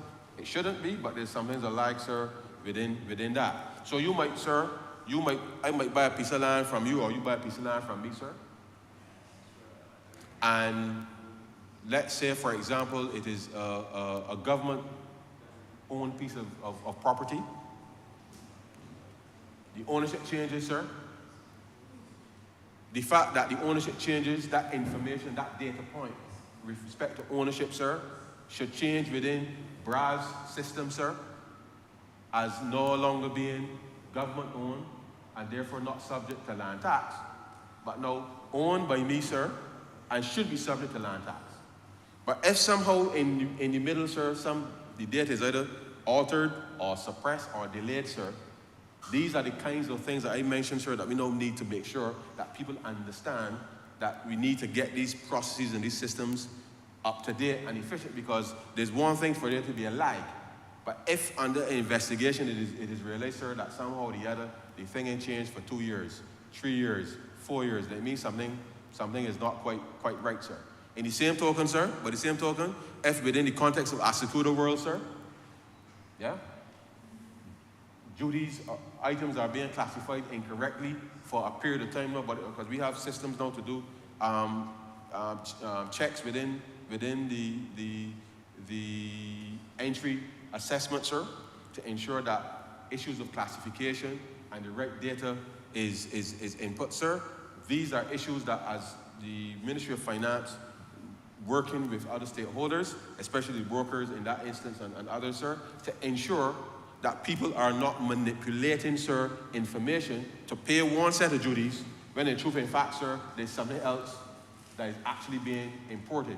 And therefore, these are issues, sir, that as we roll this out, as it relates to how we introduce the Trusted Trader program and all of these types of things, sir, the trust has to be placed in someone that says, I am importing this is the information that relates to this, it is put into the system, and therefore the right kind of revenue is collected. But equally, sir, we want to make sure that everybody is aware that the intent here, sir, is not to lick and lock up, as we say, sir, because you might click the wrong thing from time to time. It is not, that is not the issue.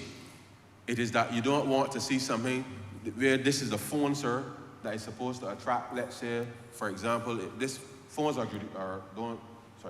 and electronic stuff don't normally attract VAT. But let's say that it should have. Let's say that it should have, by the way of the classification. And therefore, you don't want to see that over a period of time, something that should have attracted VAT is being said to be a phone when it is not.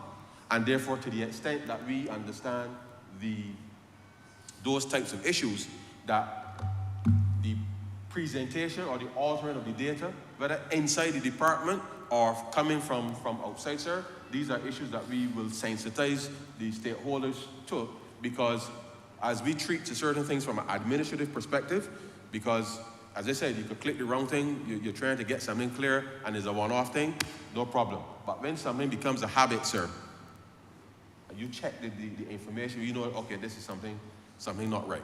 And therefore, it is on that basis, then, that we would be able to say to someone, well, you are either suppressing information on the one hand, altering information on another, sir, such that it becomes a crime if over a specific period of time you recognize that there are instances where this thing is over a prolonged period, and those are things that we do routinely as a matter of course, but now it means now that people will be incentivized, so to speak, sir, to ensure that the information that you enter related to something, sir, is accurate. As it relates to banking, sir, I recall a few years ago, late 2018, early 2019, sir, I received a call from my bank that asked me, because I'm normally in the habit, sir, of when I'm traveling to say that the bank is going so and so, going so and so, going so and so, because I don't want the issues with the transactions. The bank calls me, sir, and says, this is 2018 or early 2019. Mr. Strong, you in New York? I said, no, I'm here in Barbados. He said, well, we see activity at Gap, Forever 21, and a whole set of things in Times Square, sir. I said, well, obviously that's not me, because clearly one of the things that the financial institutions will be aware of is your spending patterns. Now, I don't know if you know, sir, but Forever 21 is a store for You don't ladies. spend money at all. Sorry? You don't spend money at all. No, sir. Do we need to seek counsel, sir? But that's factual. Well, as I understand it, sir, the truth is absolutely fake. So,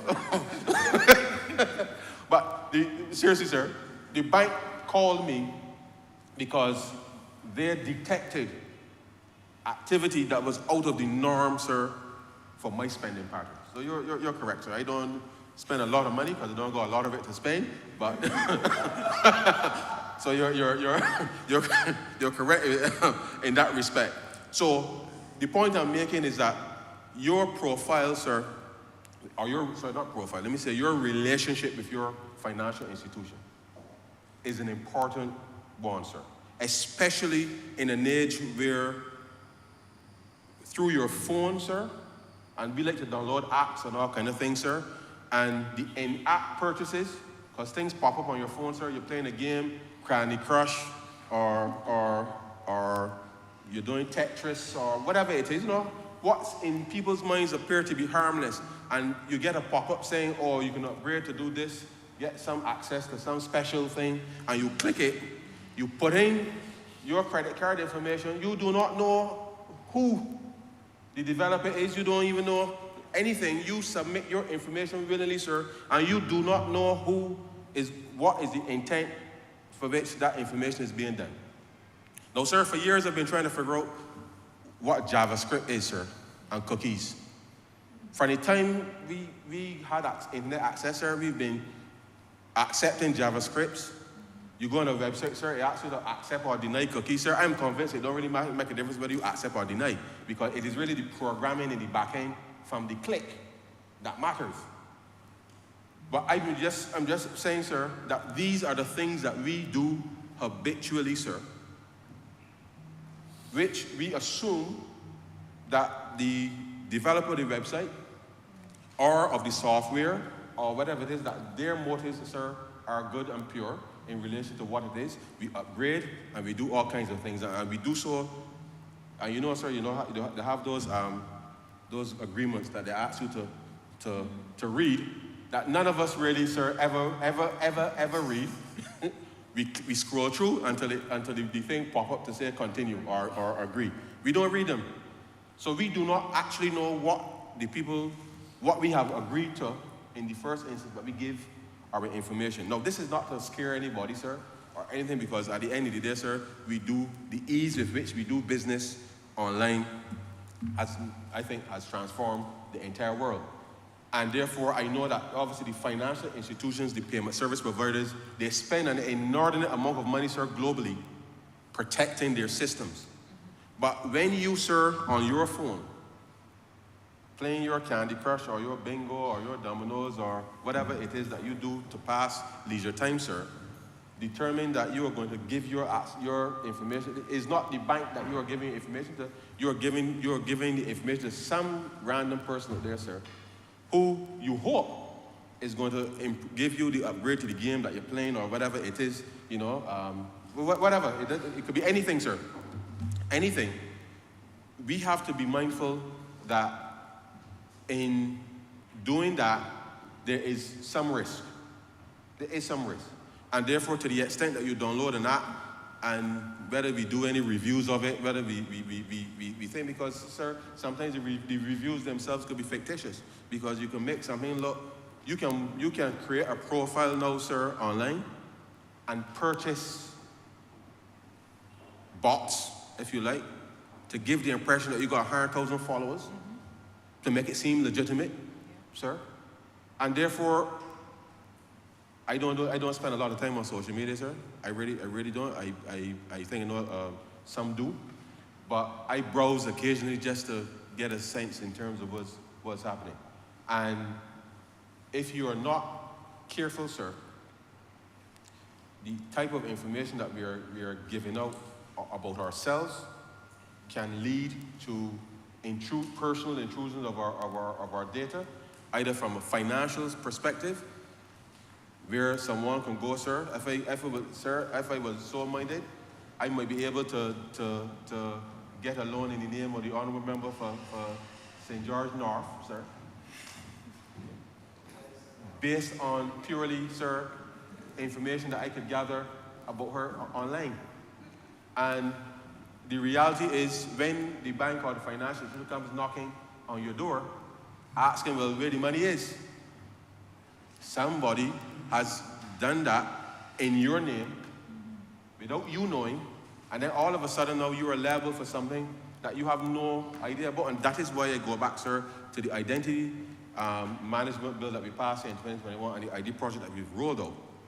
Because it is the integration of that information, sir, within the banking sector that would give people greater comfort that nobody could turn up down Broad Street, sir, and take out a loan in your name with your address, sir, sign with your signature, and then 3 months from now, sir, bailiffs turn up at your house looking for the money. That is what we are trying to prevent, sir. That is what this government has set out as part of its mandate to ensure that it can protect its citizens, because we have to digitize, sir. We accept that we have to digitize, and therefore we have to digitize with a framework that allows us to be able to protect people, allow business to be conducted as safely and as efficiently as possible. And therefore, sir, this bill is particularly important as part of the architecture for allowing this to take place. So my simple submission, sir, is that whilst a lot of focus and time has been spent on the social media component, a lot of time has been spent, sir, on the external threats that cybersecurity poses for entities. The reality of it is that in most of what we do, sir, we have also to be mindful that there may be threats from internal to organizations, sir, that we have to be able to stay on top of, but equally at a personal level, sir, how we engage online, and I say online in its broadest sense, because it's not only from a social media perspective, how we engage online, sir, and the identity management framework, having a good relationship with your bank, sir. I know that for most people, when it comes to banks, there's always a discussion about fees and the like, sir, which is a legitimate discussion to have. But your relationship with your bank, with your financial institution, let me say bank, your relationship with your financial institution is such that if they recognize, sir, that something has gone wrong with your account, they should be calling you to make sure that they verify with you, sir, that that activity is legitimate, such that they can prevent, sir, any specific fraud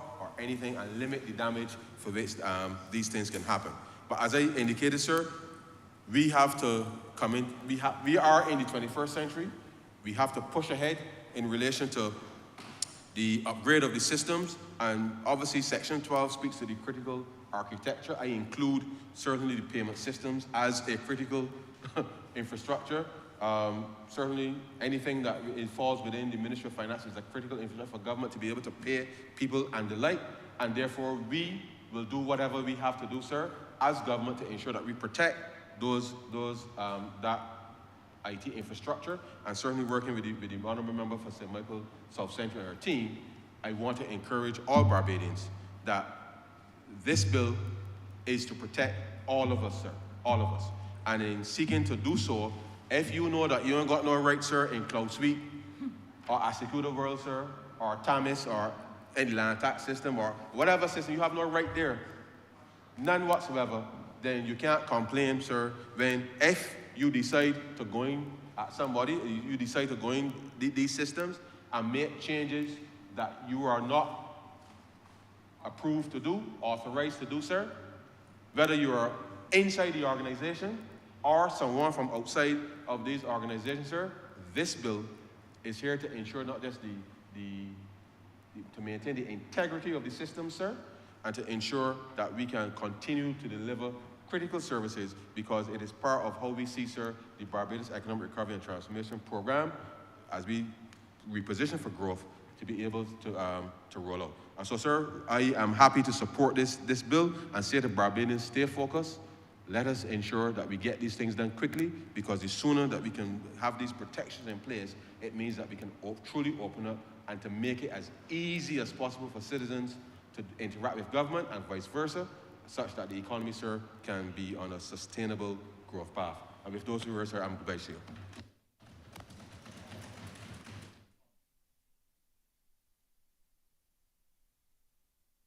Honourable Mr. Michael South Central. Thank you, Mr. Speaker. Sir, I wish to thank sincerely members who have contributed to this debate. I believe, sir, that even where, as legislators, we are surprised by the level of public discourse, the level of discussion, the amount of concern or consternation a bill generates, even in circumstances where we are surprised, even in circumstances where we feel that there has been much background, there has been legislation that has preceded this bill and has stood for almost 20 years.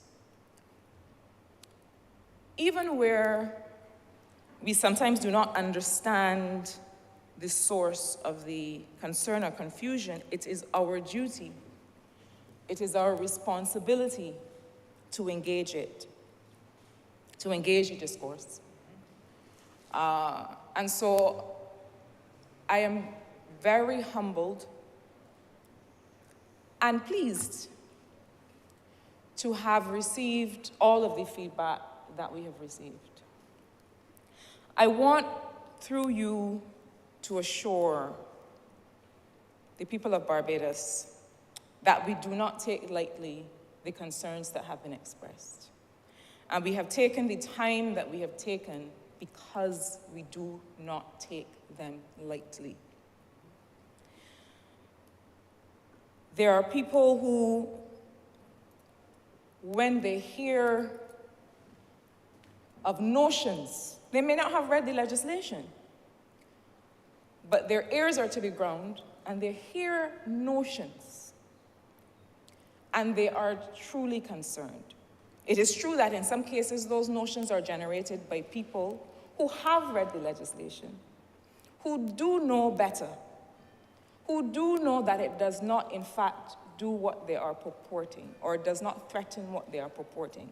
Those people may generate concern and confusion for their own purposes, but that becomes contagious. And there are sincere, well-meaning Barbadians who have expressed some confusion, who have expressed some concern, and who have reached out to say, Minister, I hope that what I'm hearing is not true. And so it has been my responsibility and the responsibility of my colleagues who spoke before me and whom I thank, to not only engage in this debate here in this place, but to continue. That is our lot. As policymakers, as legislators, as those who serve, that is our lot. To continue to put people at ease to the extent that we can. And so I hope to be able to continue this conversation, but to stand firm on the fact that this legislation does not threaten people's freedom of speech. And this fact can be defended. It is clear in the text, it is clear in the proposed law, and we will continue to stand by that. Sir, I begin this wrap-up where the Honourable Attorney General, the Honourable Member for St. Joseph, began. And he began in a place that I think is very important, which is the Constitution of Barbados. And I make reference to the same paragraph, the same section 20 that the Honourable Member for St. James North made reference to. And I do so because I think it is very important. I think it is very important to clarify that at the very core of justice, at the very core of our understanding of justice as a society, is the balance of freedom and harm. The freedom of the individual to act in a particular way versus the harm caused to another individual or group by those actions, and it is enshrined in our Constitution. Except with his own consent, no person shall be hindered in the enjoyment of his freedom of expression, and that includes the freedom to hold opinions without interference, freedom to receive ideas and information without interference, freedom to communicate ideas and information without interference. But at 2, the Constitution is very clear that nothing contained or done under the authority of any law shall be held to be inconsistent with or in contravention of this section to the extent that the law in question makes provision at B that is reasonably required for the purpose of protecting the reputations, rights, and freedoms of other persons or the private lives of persons concerned in legal proceedings and so on. Sir, the balance of freedom and harm. That is what brings us here today. That is what brings us here on every occasion that we come to this honorable place, sir, to understand and to respond to the public purpose of a piece of legislation, the public mischief that we're trying to avoid, and overall the harm from which we are trying to protect citizens. That balance is at the core of justice, and I encourage us all to reflect on this. I asked in my recent interactions, I asked this question: what are the kinds of things that we want to be able to say that we consider that this bill will not allow us to say? What are the kinds of things that you want to be able to say that you believe that this bill is stopping you from saying? And that, I believe, is a process or triggers a process of internal reflection. Consider what it is you're about to say. Does it pass the test of truth? Does both its content and manner of communication pass the test of freedom from intimidation and freedom from harassment? If it does not pass that test, it should not require legislation to stop you from saying it. We exist in this society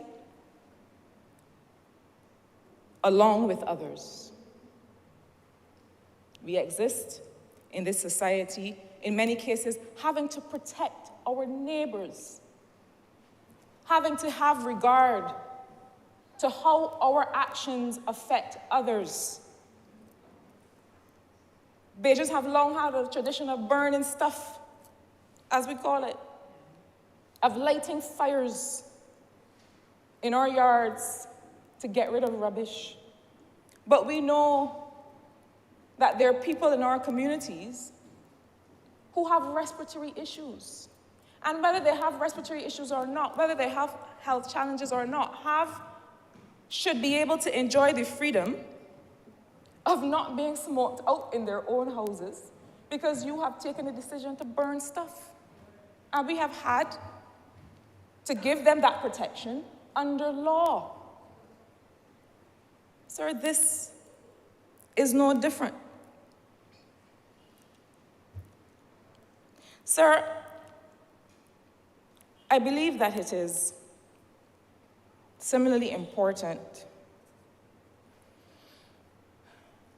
to answer some of the concerns that have been raised, and really to reiterate some of what has been said, because it is my judgment that we are going to be called on time and again to repeat ourselves in these matters. And I don't think that is beyond us.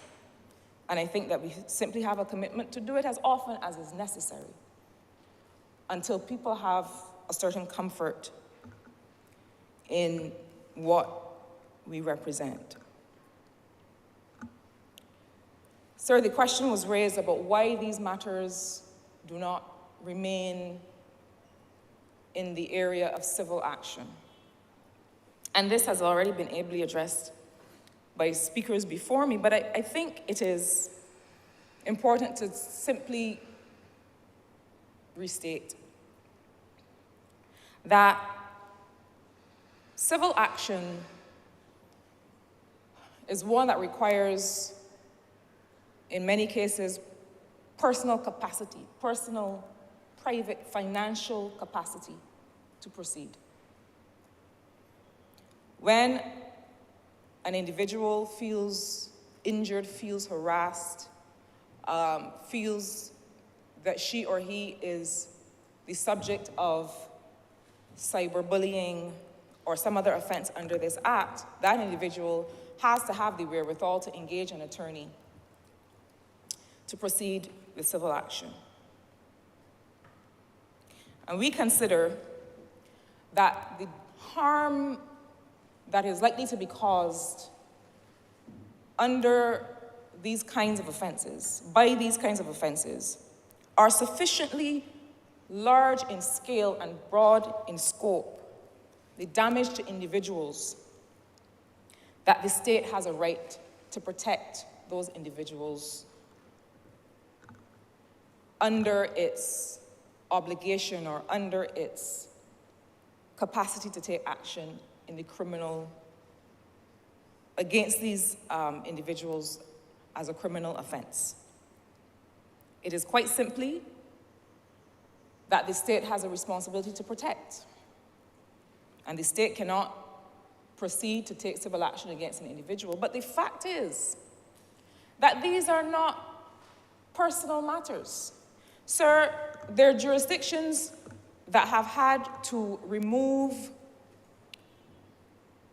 the decision of proceeding with prosecution from the complainant. There have been jurisdictions where the complainant had to be the one to agree to proceed with a charge of sexual assault or to proceed with a charge of grievous bodily harm, and so on. But those jurisdictions determined that, in fact, this is sufficiently injurious to the society as a whole, to the core of who we are, that we're going to remove that duty or that responsibility from you. We don't need the complainant to be able to proceed. We don't need the alleged victim to be able to proceed, even if the alleged victim does not wish to proceed. There are crimes that are sufficiently damaging to the entire society and that sufficiently undermine the values therein that we will proceed anyway.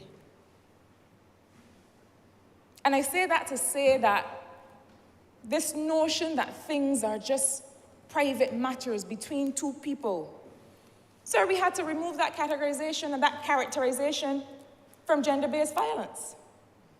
There was a time when an individual, a woman seeking protection under the law, would be told by those in authority, ma'am, this is a private matter.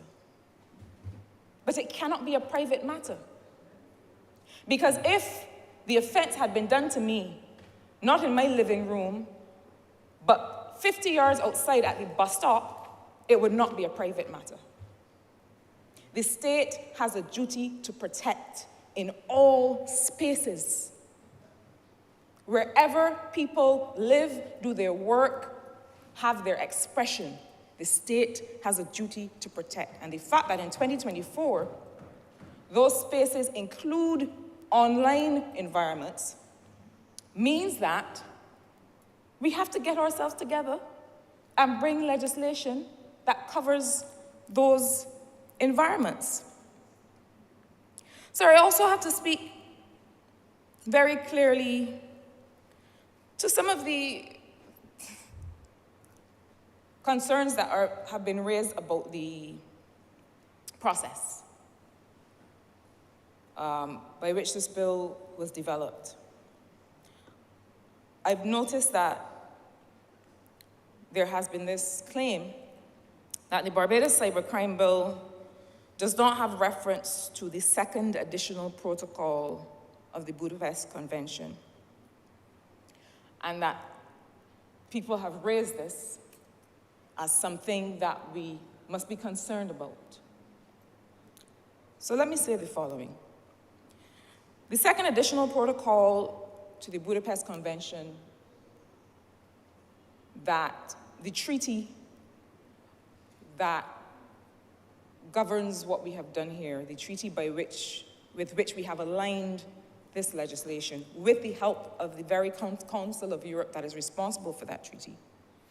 That second additional protocol was approved on the 17th of November, 2021. And it was open for signature in May 2022. So, sir, that by the time Barbados was finalizing this legislation in September of 2023 up until December, all of the issues raised in the protocol, the very reason that the protocol was added, were accounted for and included in the drafting of this bill. But let me go a bit further. The truth is that the additional protocol has 2 chapters. The first is with respect to language. So the various languages that are covered, because remember that this is a treaty that covers more than one country. And the Chapter 2, which addresses measures for enhanced cooperation with other territories. So really, the additional parts of the protocol do not go to the substance of the bill, do not go to the substance of any model legislation. They go to the way in which the parties collaborate with each other, as well as the language. But even so, it is not true to say, it is false to suggest, and sir, we're concerned today with matters of truth, objective verification, that the bill does not include the additional protocol. Because of the fact that since 2021, between 2021 and December 2023, we have continuously engaged the Council of Europe. That means that everything contemplated by the Council, all of the additions that they have made, are included in this legislation. But sir, I want to go a little bit further, because while we welcome and continue to welcome all of the engagement that we have had, we also feel that that engagement, all of the experts, all of the individuals who have a perspective, have to do so in good faith. I believe that if we engage, sir, when we go to the public of Barbados to tell them you must be concerned about that the government is doing A and B, do so in good faith, and do so, sir, with the full context. Give the country the full context. Sir, people may be interested to know that I would say one of the principal critics, but I will say the principal critic. And I don't use critic as a bad word.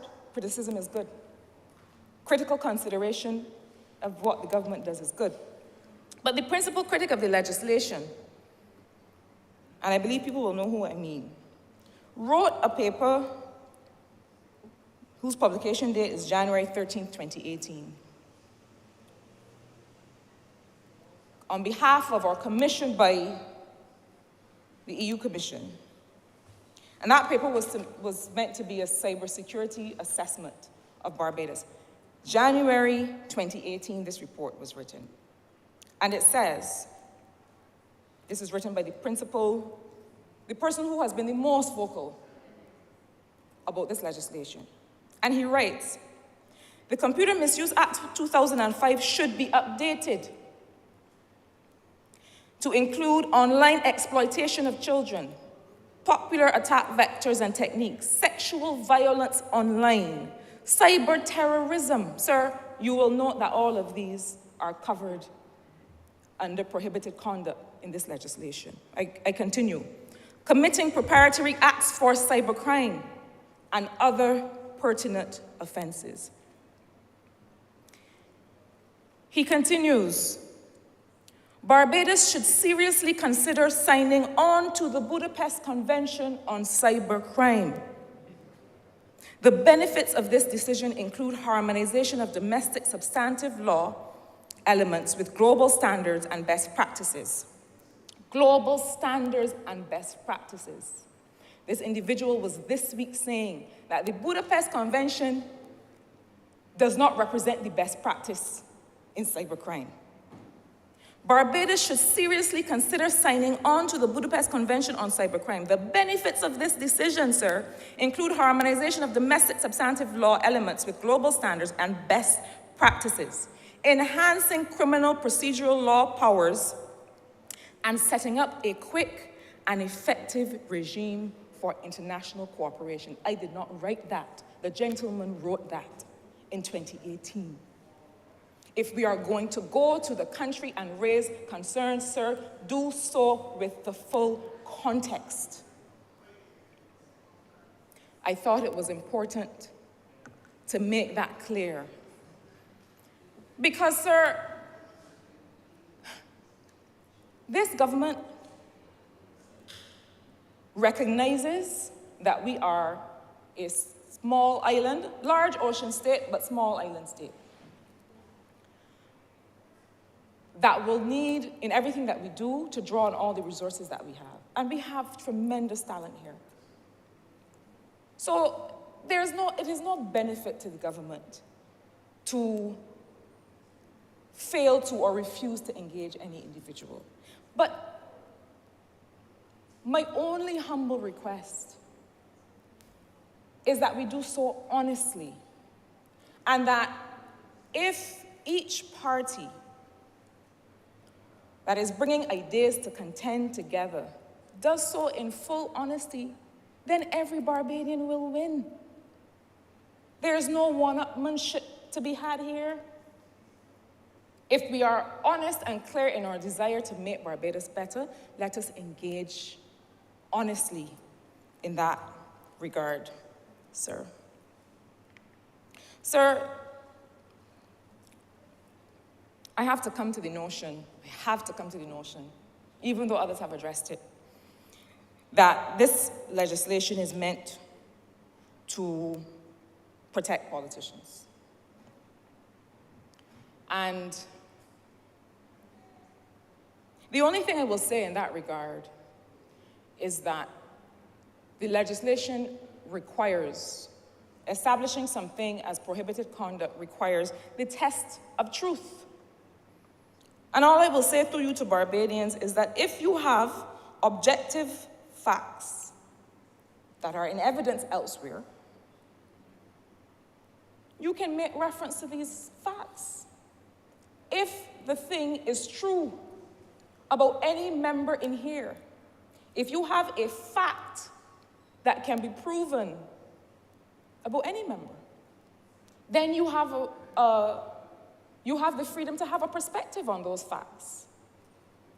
And I don't think anyone has ever disagreed with that. If you don't like the hairstyle of a member of parliament, not that is material to the work that we do, but you certainly are at liberty to say. If you don't like the look of the individual, if you feel free to have a perspective, if you have something that you wish to bring to public attention, that you can prove that someone has done, this legislation does not stop you from doing that, but you have a responsibility to reference something that is a fact. And I will forever defend the right of Barbadians to have a perspective on the conduct of politicians that they can prove. That is a part of our freedom. That is a part of the freedom of democracy of our political system. But I don't want us to get confused. This legislation is crafted, is created, is conceptualized, not to protect people who have the wherewithal to bring civil action if they so choose. They will have the responsibility to prove defamation in whatever situation. This legislation is not about protecting people who can protect themselves or who have the wherewithal so to do. People used to say, there used to be a saying, pick on someone your own size. So it is not, and I don't use the term political class because I don't believe there's such a thing. Because I believe that there are those of us who are still very firmly,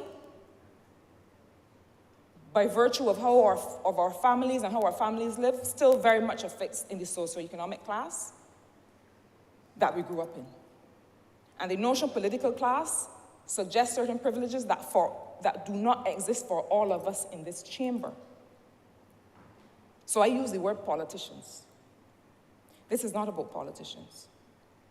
This is about the young people who find themselves in the thick of a morass online and do not know where to turn. I use the example, sir, a gentleman said, why don't politicians go and solve the real issues that affect people? And I said to the gentleman, sir, and he said, this is about people's income and whether people can earn money and whether people can pay for what they want. And I said to him, sir, if you are a plumber and somebody goes online or via WhatsApp says that the member for St. Peter is a plumber, but when he watch it, because when he go in your house, he's taking your things. And circulates that online with no regard for whether it is true or not. And then that member realizes that the calls that he used to get to come and fix something here and there, he's not getting anymore. People no longer trust him to enter their homes because a rumor has been spread that he is not to be trusted around people's possessions. And sooner or later, he will lose his income. He will no longer be able to support his family. It will have repercussions for his children and their education and their health. If that is not a basic matter of being able to live and pay your bills, I do not know what is. This legislation protects people's lives and their livelihoods. And I encourage us to expand our brains to understand, expand our minds to understand that anything, sir, that is defamatory, if you write it with a marker and put it on a telephone pole, anything that is slanderous, if you stand up in Spray Street and shout it, anything that is libelous or slanderous and therefore is defamatory anywhere else is defamatory under this act. Nothing more, nothing less. And all this does is seek to protect people wherever they live their lives and wherever they engage. Sir, in closing, all I will say is the following. We cannot, on the one hand, be concerned about the security of our data or data that is in the hands of the state, and on the other, suggest that this cybercrime legislation is not needed. Someone asked yesterday about the digital ID, and I think that there's also a misconception about where this data is stored. The data, name, identifying information, and so on, that is accessible with your ID is the register of electors at the EBC. That is how that data is kept. That one place by the Electoral and Boundaries Commission. There's no further access that is gained unless you give that access. In other words, unless you give authority to any other actor. And when the pin and chip technology is widespread in financial institutions, and also when the mobile ID is established, which means that small businesses will not need that pin and chip infrastructure in order to access your information with your authority. In other words, see and verify your address. That data is stored nowhere else. It is your information that you used to have on the face of your card, and it is kept as it has been for decades as the register of electors at the Electoral and Boundaries Commission. There has been much talk, sir, about other cybersecurity measures that we are taking because this legislation cannot stand on its own. And so as we continue to speak to the country, we will continue the work and share with the country those aspects of that work that we are at liberty to share, because I will reiterate that these are national security issues. We will continue to talk to the country about our work to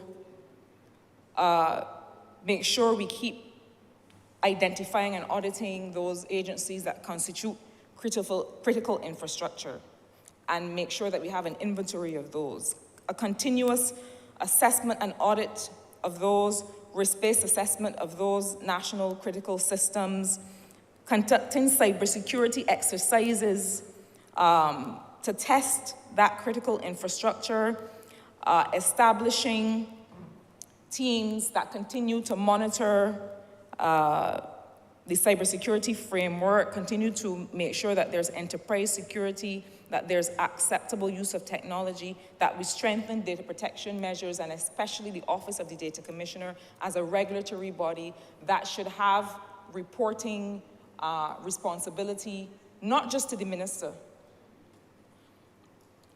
except in cases of breaches of private data.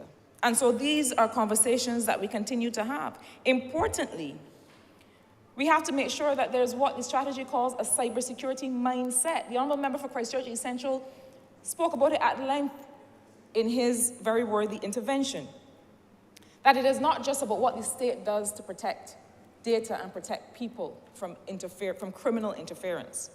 It is also about making sure that people understand that if somebody sends you a link that you're not sure about, don't click on it because you don't know where it's going to take you. If you're not sure that it's a secure payment portal, do not enter your credit or debit card information. These are the kinds of things that we have to strengthen understanding about. And we also have a responsibility as the ministry the ministry that is responsible for managing cybersecurity and the cybersecurity strategy, to make sure that the private sector is doing what it needs to do to secure you as citizens, because even though their data may not be interacting with government's data, we also have a responsibility to make sure that they are doing what is necessary to continue to protect the country, and that work continues.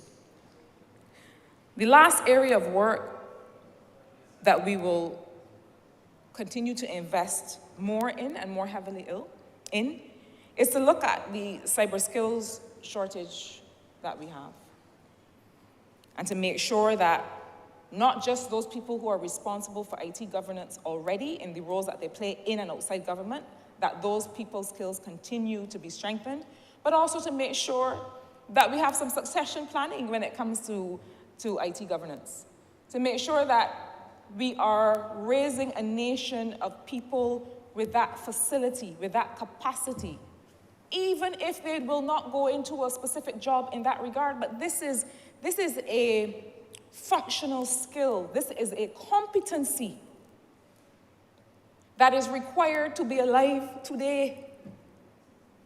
And that has to be threaded all the way through the system, both in formal and non-formal education. So, sir, I end by reiterating the commitment of this government to protect citizens from cybercrime. I repeat that it is not a slick or sexy issue. It is an issue that goes to the heart of protecting people's lives and livelihoods and futures and how they wish to express themselves. I encourage Barbadians through you, sir, to read the legislation. It's not very long. And I do think that it is simply presented. But we will also endeavor, along with the Ministry of Innovation, to share some smaller bits, smaller bites about what the legislation does and does not do, because I do believe it is our duty to take people in our confidence and to let people know that wherever their concerns are expressed, that we take seriously our duty to reassure and explain. Sir, I commend this bill to this honourable chamber and beg to move that it be read a second time. Question is that this bill be read a second time. All those honourable members in favor, please say aye. Those against it, please say no. Methinks the ayes have it. Mr. Speaker, I beg that you do now leave the chair and that the House resolve itself into committee for further consideration of this bill. The question is that the Speaker do not leave the chair and the House resolve itself into committee for further consideration of this bill. All those honourable members in favor, please say aye. Those against, please say no. We think the ayes have it.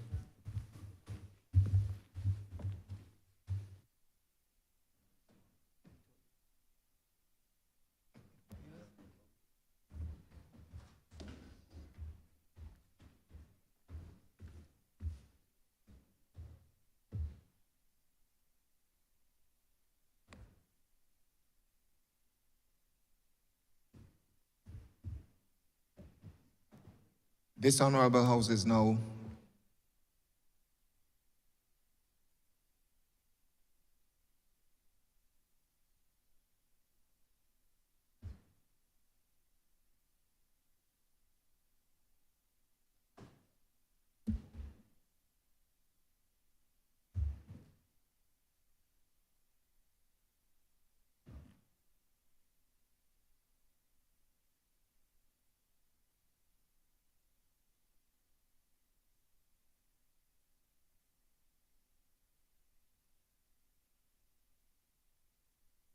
This Honourable House is now in committee.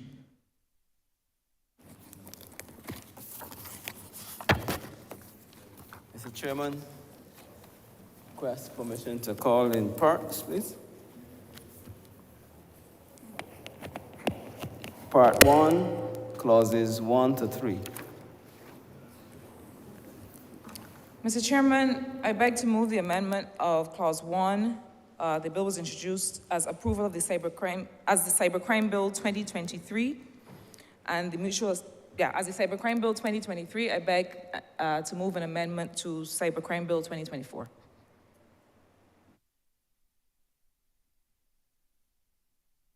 The question is that Clause 1 stand par as amended. All honourable members in favour, say aye.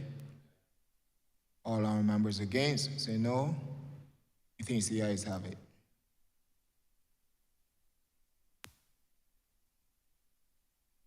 Part 2, clauses 4 to 22. Mr. Chairman, I beg to move that clauses 4 to 22 stand part. The question is that part 2, clauses 4 to 22 stand part. All honorable members in favor, say aye. Honorable members against, say no. Methinks the ayes have it. Part 3, clauses 23 to 33. Mr. Chairman, I beg to move that part 3, clauses 23 to 33 stand part. Beg to second that. The question is that part 3, clauses 23 to 33 stand part. All honorable members in favor, say aye. Honorable members against, say no. Methinks the ayes have it. Schedule. Mr. Chairman, I beg to move that the schedule be the schedule to the bill. The question is that the schedule be the schedule to the bill. All honorable members in favor, say aye. Honorable members against, say no. Methinks the ayes have it. Mr. Chairman, I beg to move that you do not report to His Honor, the Speaker, the passing of one bill in committee with amendment. The question is that I do not report to His Honor, the Speaker, the passing of one bill in committee with amendment. All honorable members in favor, say aye. Honorable members against, say no. Methinks the ayes have it.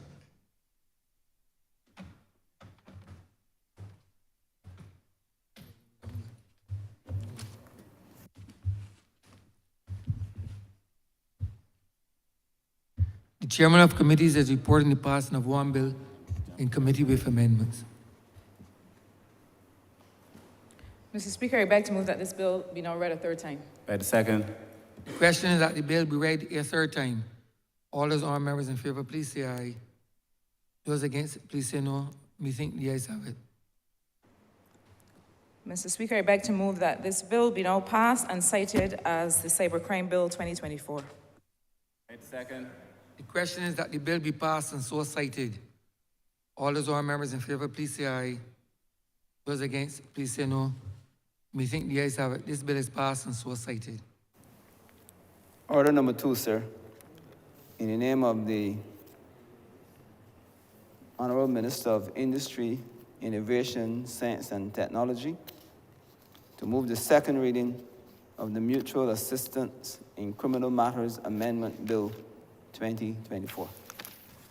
Honorable members to Microsoft Central.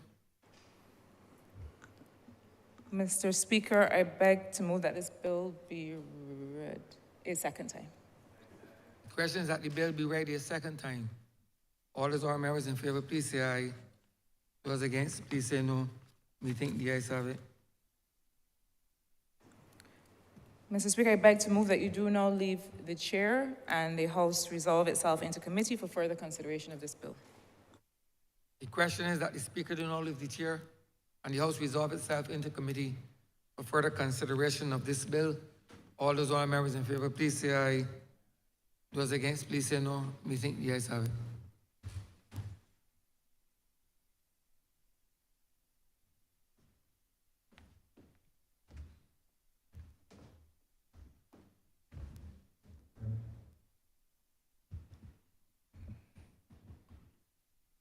This House is now in committee.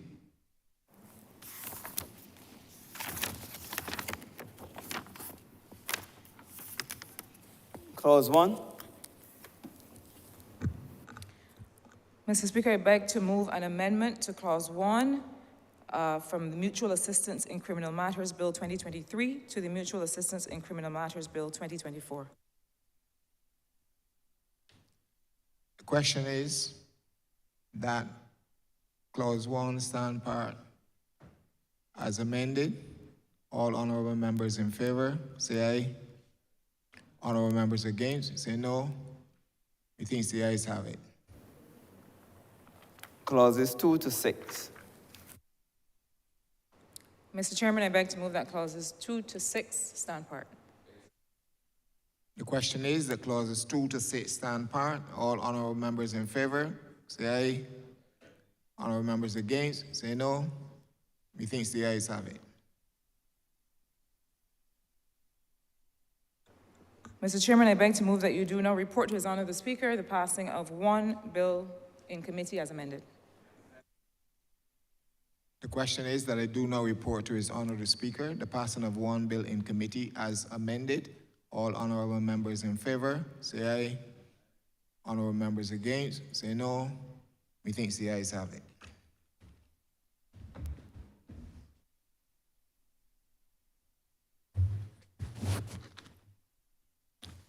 Chairman of committees has reported the passing of one bill in committee with amendment. Mr. Speaker, I beg to move that this bill be now read a third time. Question is that the bill be read a third time. All those honorable members in favor, please say aye. Those against, please say no. Methinks the ayes have it.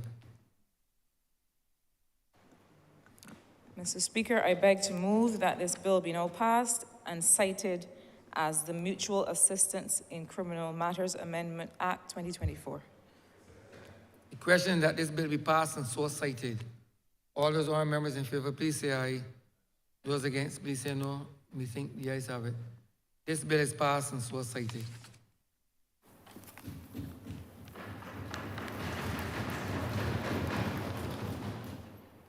The Speaker revert to messages from Her Excellency, the President. I'm in receipt of a letter from the President dated 5th February 2024. There, Mr. Speaker, I shall be aware from the alien on duty leave during the period 6th to 8th of February 2024. In accordance with the provisions of Section 33 of the Constitution, the Very Reverend Dr. Jeffrey Douglas Gibson will perform the functions of the office of the President during my absence. As the House of Assembly will not be meeting prior to my departure, it will not be possible for the usual formal message to be sent to your chamber.